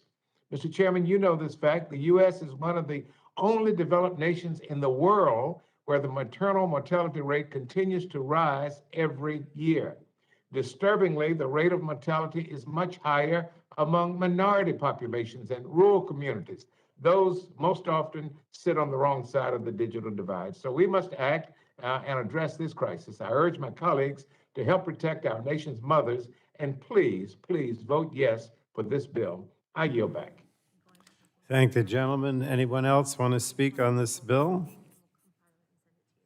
Hearing none, I don't believe we have any amendments, so we'll just go to final passage. Question now occurs on favorably reporting H.R. 1218 as amendment to the House. All those in favor of reporting H.R. 1218 as amended to the House will signify by saying aye. Aye. All those opposed will say no. Opinion of the chair, the ayes have it, and H.R. 1218 as amended is reported to the House. Chair now calls up H.R. 2501, the Spectrum Coordination Act, as forwarded by the Subcommittee on Communications and Technology. The clerk will report that bill. Committee print to H.R. 2501 to require the National Telecommunications. Madam Clerk, without objection, the first reading of the bill will be dispensed with. The bill is now considered as read. And without objection, the bill is considered as read and open for amendment at any point. Are there any members who seek to speak on H.R. 2501? Mr. Bilirakis is recognized for 5 minutes. Thank you, Mr. Chairman. I'd like to strike the last word. Gentleman's recognized. Thank you. I just want to take a moment to talk about the history of this issue and the need for this bill. The spectrum landscape has changed dramatically since 2003, with more and more demand for wireless spectrum to fuel new technologies. While innovative spectrum auctions have occurred since then, the Memorandum of Understanding between NTIA and the FCC has not been updated to reflect the complexities these decisions now require to be successful. In 2019, Chairman Pallone and Ranking Member Walden sent a letter to the Government Accountability Office asking targeted questions about how the NTIA and the FCC and other federal spectrum users coordinate spectrum to ensure the nation's airwaves are used to their utmost potential. It is clear that since the letter was sent, there is a need to change. We need to change with the times. That's the bottom line. The Spectrum Coordination Act will require NTIA and the FCC to update their 2003 Memorandum of Understanding for spectrum coordination. While these agencies have made strides to update the MOU, since I introduced this bill last Congress, codifying this bill will ensure that these agencies manage this finite resource appropriately. There is a 2-year history of bipartisan support for this particular issue, Mr. Chairman. Thank you for leading this with Representative Walden all these years. I'm glad to see that it continues to stay the bipartisan movement. So let's pass this bill, and I think it'll help a lot of people. So I appreciate that, and I yield back the balance of my time. Thank you. Anyone else want to speak on this bill? And I don't believe we have any amendments, so again, we'll go right to final passage. Question now occurs on favorably reporting H.R. 2501 as amended to the House. All those in favor of reporting H.R. 2501 as amended to the House will signify by saying aye. Aye. All those opposed will say no. Opinion of the chair, the ayes have it, and H.R. 2501 as amended is reported to the House. And I think we just have one more, right? Oh, two more? Okay. So this one is, the chair calls up H.R. 5502, the Integrity, Notification, and Fairness in Online Retail Marketplaces for Consumers Act. The clerk will report the bill. H.R. 5502, a bill to require online Madam marketplaces. Clerk, without objection, the first reading of the bill will be dispensed with. The bill is now considered as read. And without objection, the bill is considered as read and open for amendment at any point. Are there any members seeking recognition? Ms. Eshoo is recognized for 5 minutes on this legislation. Thank you, Mr. Chairman. I move to strike the last word. The Informed Consumers Act is an important piece of legislation that I'm proud to co-sponsor. I want to underscore one problem that this bill solves, and that's dangerous counterfeits. At the beginning of the pandemic, scammers, fraudsters, and petty grifters abused the void of knowledge by selling counterfeit personal protective equipment, PPE, on many, many online platforms. This harms consumers and it worsens our country's public health. The Informed Consumers Act that's being taken up now directly deals with these kinds of counterfeit goods by requiring online marketplaces to verify the identity of third-party sellers. This will keep bad actors at bay, which is exactly what we need. I thank Chairwoman Schakowsky and Ranking Member Bilirakis for their leadership on this legislation, and I very much look forward to voting it. Bravo to both of you. With that, I yield back, Mr. Chairman. Thank the gentlewoman. Mr. Bilirakis is recognized for 5 minutes. Thank you very much, Mr. Chairman. I move to strike the last word. Gentleman's recognized. The world, as you know, Mr. Chairman, has changed drastically since the beginning of the pandemic, and our reliance on e-commerce platforms has grown dramatically as a result. People are shopping online more than ever. This has provided several benefits to Americans who are not able to leave their homes for necessities. However, with this rise comes new ways for criminals to prey upon the innocent consumers. We've heard from retailers who have seen an increase in shoplifting and organized crime, only for those bad actors to turn around and sell their products on the internet. We've also heard from manufacturers increasing concerns about fake and counterfeit goods being sold to consumers who may not even realize that what they're purchasing is a dangerous knockoff product from China. Fortunately, I believe this bill is a step in the right direction to protect our constituents from these malicious actors. As I briefly outlined during my opening statement, the INFORM Act, which has received support from a broad consensus of stakeholders, will create a preemptive federal standard to protect consumers from bad actors online who look to pawn stolen goods or sell dangerous counterfeits, and will also give clear guidelines and one set of rules to marketplaces and their sellers who do business in all 50 states. The consensus we have seen amongst stakeholders, ranging from small online marketplaces like Etsy and Poshmark, which represent the smallest mom-and-pop businesses and entrepreneurs, to larger e-commerce platforms like Amazon and eBay, and even advocacy groups like Reliance, which advocates to prevent sexual harassment and improve safety across all work environments. It also includes retailers such as Home Depot and Walgreens, and manufacturers from toy makers like Lego to automotive companies like Toyota, much, much more. So this is just an example. This just goes to show you how impactful this legislation will be for protecting both consumers who shop online and the private information of small online entrepreneurs who are looking to make a little extra money in this tough economy. I want to thank Chair Schakowsky for leading this bill and working with me in good faith and negotiating this into a product as we can be very proud of and happy to support. I was glad ultimately to be able to partner with her on this effort, and I urge my colleagues to join me and vote yes on this very important piece of legislation which will protect consumers ultimately. Thank you, and I yield back the balance of my time. Thank you. Ms. Schakowsky is recognized for 5 minutes.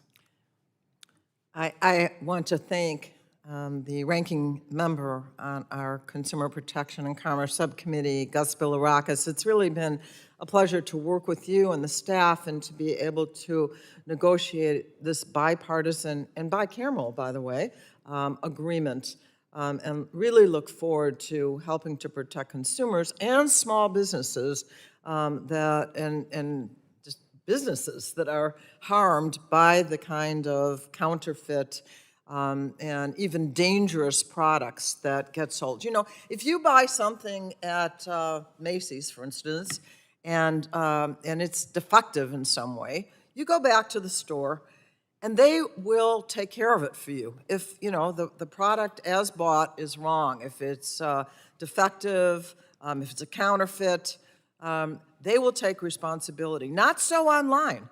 So if Amazon is hosting various marketplaces online. They are not accountable for the products that you buy through their platform, where you reach the online marketplace. So what we're saying now is very simply that now the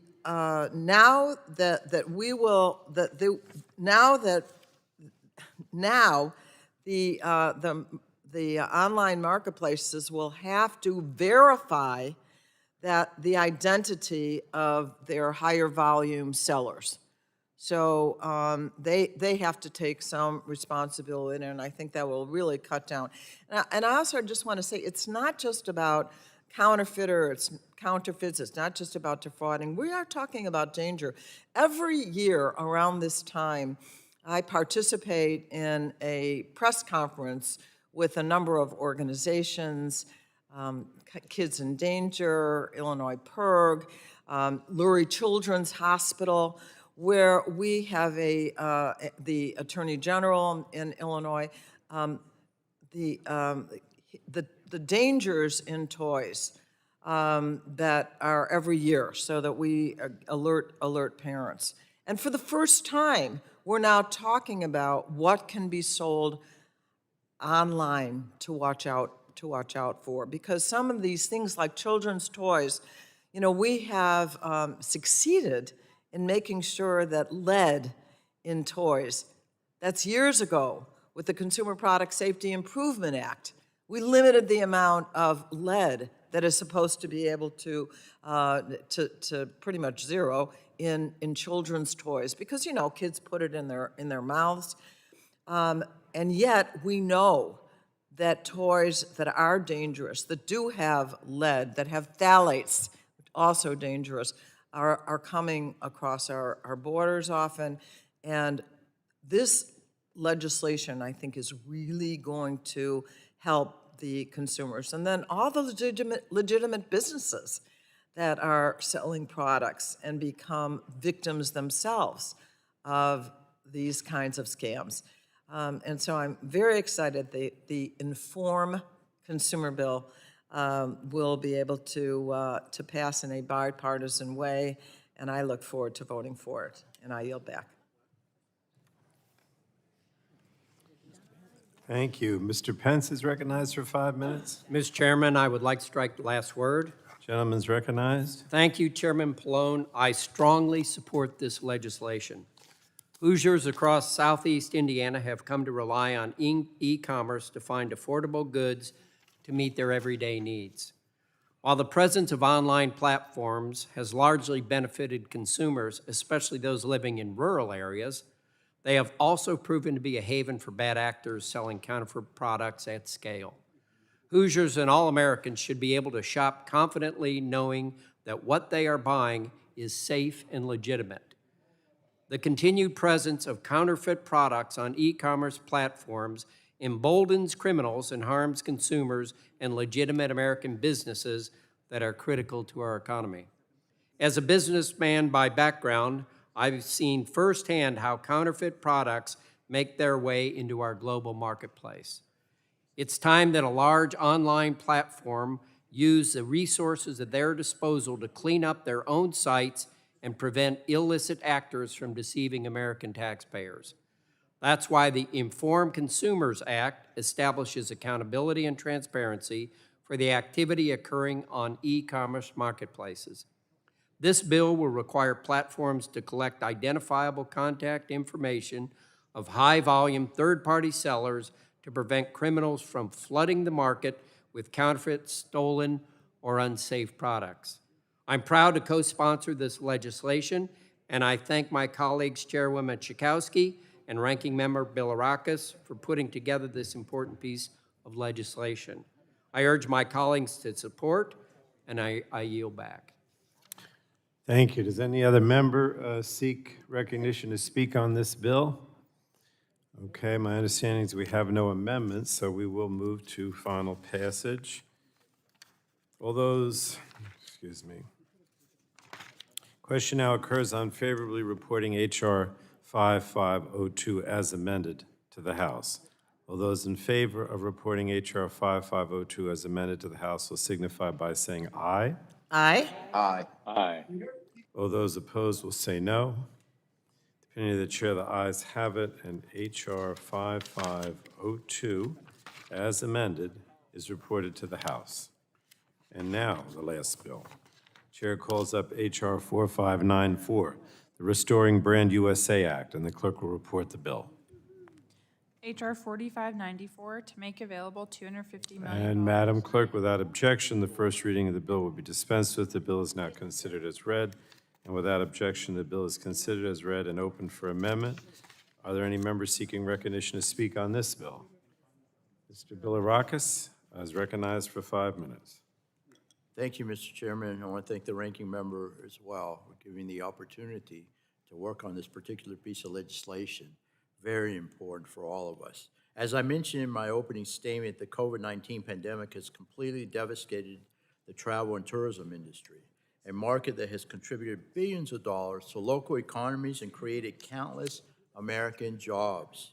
While traditionally a powerful engine of economic growth for our communities across the nation, COVID sadly reduced spending in the industry by over 43% in 2020, and during that span, international travel in the U.S. fell by over 80%.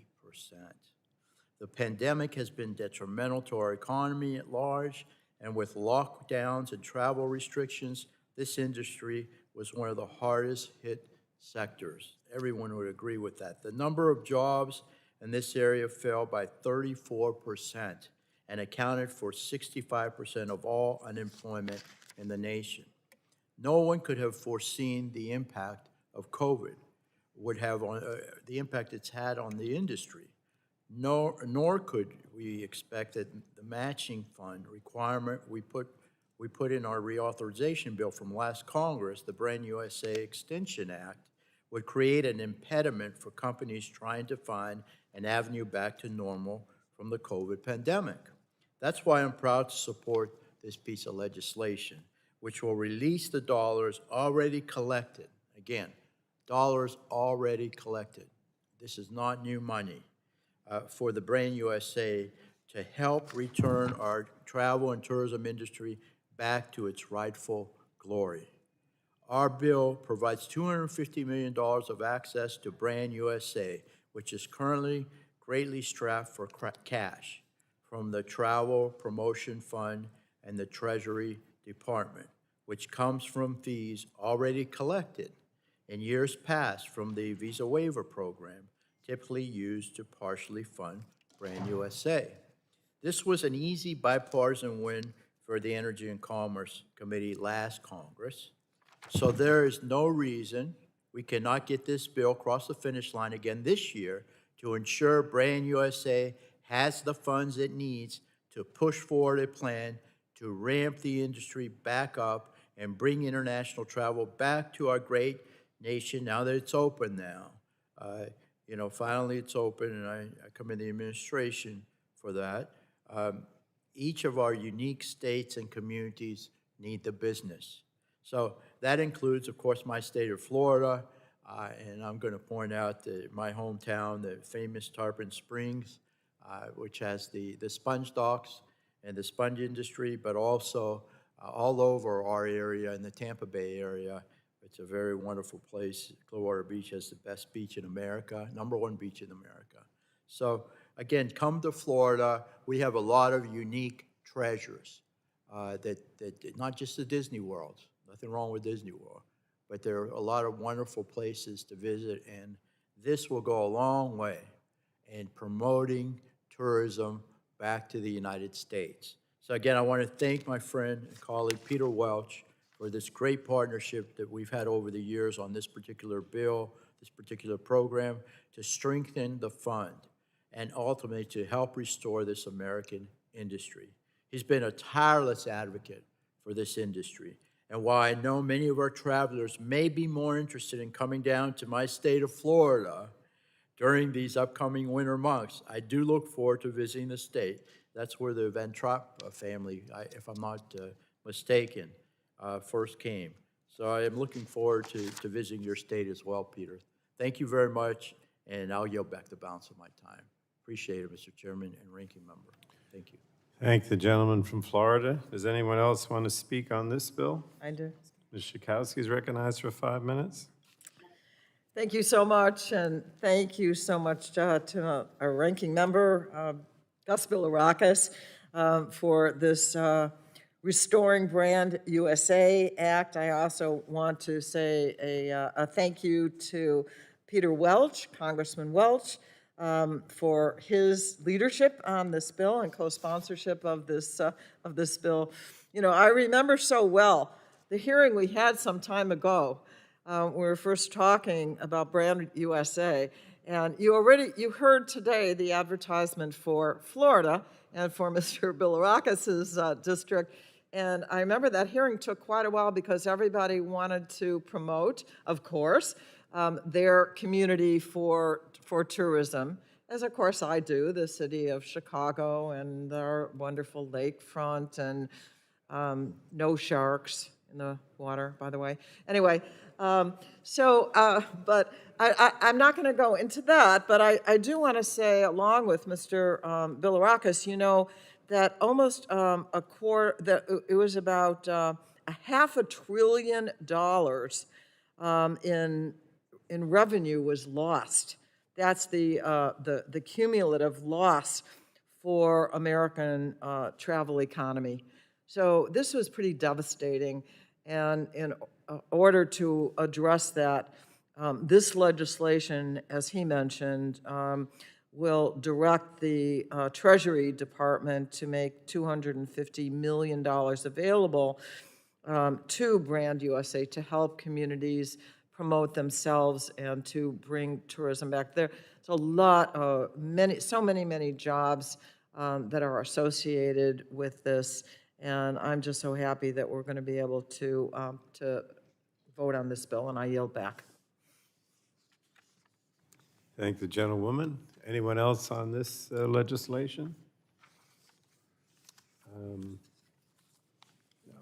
I don't think we have any amendments, so I'm going to go to a final passage.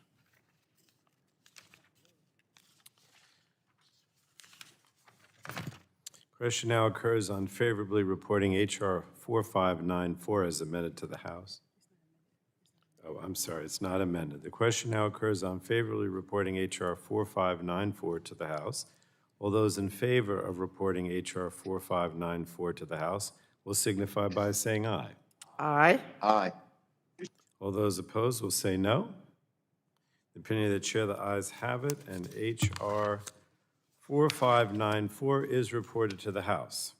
Now, before we leave, let's say, without objection, the staff is authorized to make technical and conforming changes to the committee prints consistent with the actions taken by the committee today. We have a number of UC requests, including the ones we've already entered into the record, so let me go through those. A November 16th, 2021 letter from the Alliance for Automotive Innovation, the Motor and Equipment Manufacturers Association, and the Automotive Anti-Counterfeiting Council on the Informed Consumers Act. A November 17th, 21 letter from the Buy Safe America Coalition, the Coalition to Protect America's Small Sellers, supporting Informed Consumers Act. A November 17th, 2021 letter from the Muscular Dystrophy Association on acceleration access to critical therapies for ALS. A November 17th, 2021 letter from Walmart supporting the Inform Act. A November 17th, 2021 letter from Consumer Reports, AFL-CIO, America's Unions supporting the Inform Act. A November 17th, 2021 letter from Representative Andy Barr on the Carroll Act. A November 17th, 2021 letter from the Chamber of Commerce on H.R. 2501, Spectrum Coordination Act. A November 3rd, 2021 letter from Senators and Members of Congress on Disproportionate Share Hospital Allotment Program, DISH, and the Build Back Better Act. A research article from Northwestern University on ACA Medicaid expansion. An executive summary from Opportunity Insights, Harvard University on social welfare policy. A November 8th, 2021 letter on white paper from USC Brookings Schaefer Initiative for Health Policy in the draft of the Build Back Better Act. A November 15th, 2021 Senate Joint Economic Committee article on inflation and low-income Americans. A research article from Northwestern University on inexpensive heating and mortality. a November 17, 2021 letter from the National Association of Manufacturers supporting the Inform Act, a November 17, 2021 letter from the American Medical Association on data mapping and supporting the Lorna Breen Healthcare Provider Protection Act, that is H.R. 1218/S198 and H.R. 1667/S610 respectively. And finally, a November 5th, 2021 letter from members of Congress to leadership regarding Medicaid expansion, FCMU. Without objection, those will be entered into the record and so ordered. Let me thank the ranking member and all of our members on both sides of the aisle for putting together this bipartisan markup. It's always great to do this. Hopefully we'll have many more. And thank the staff also for hard work. Some of these bills took a long time to finally get to the point where we could all support them. But as always, they do a great job. So with that, the committee will stand adjourned. Very good. Happy Thanksgiving.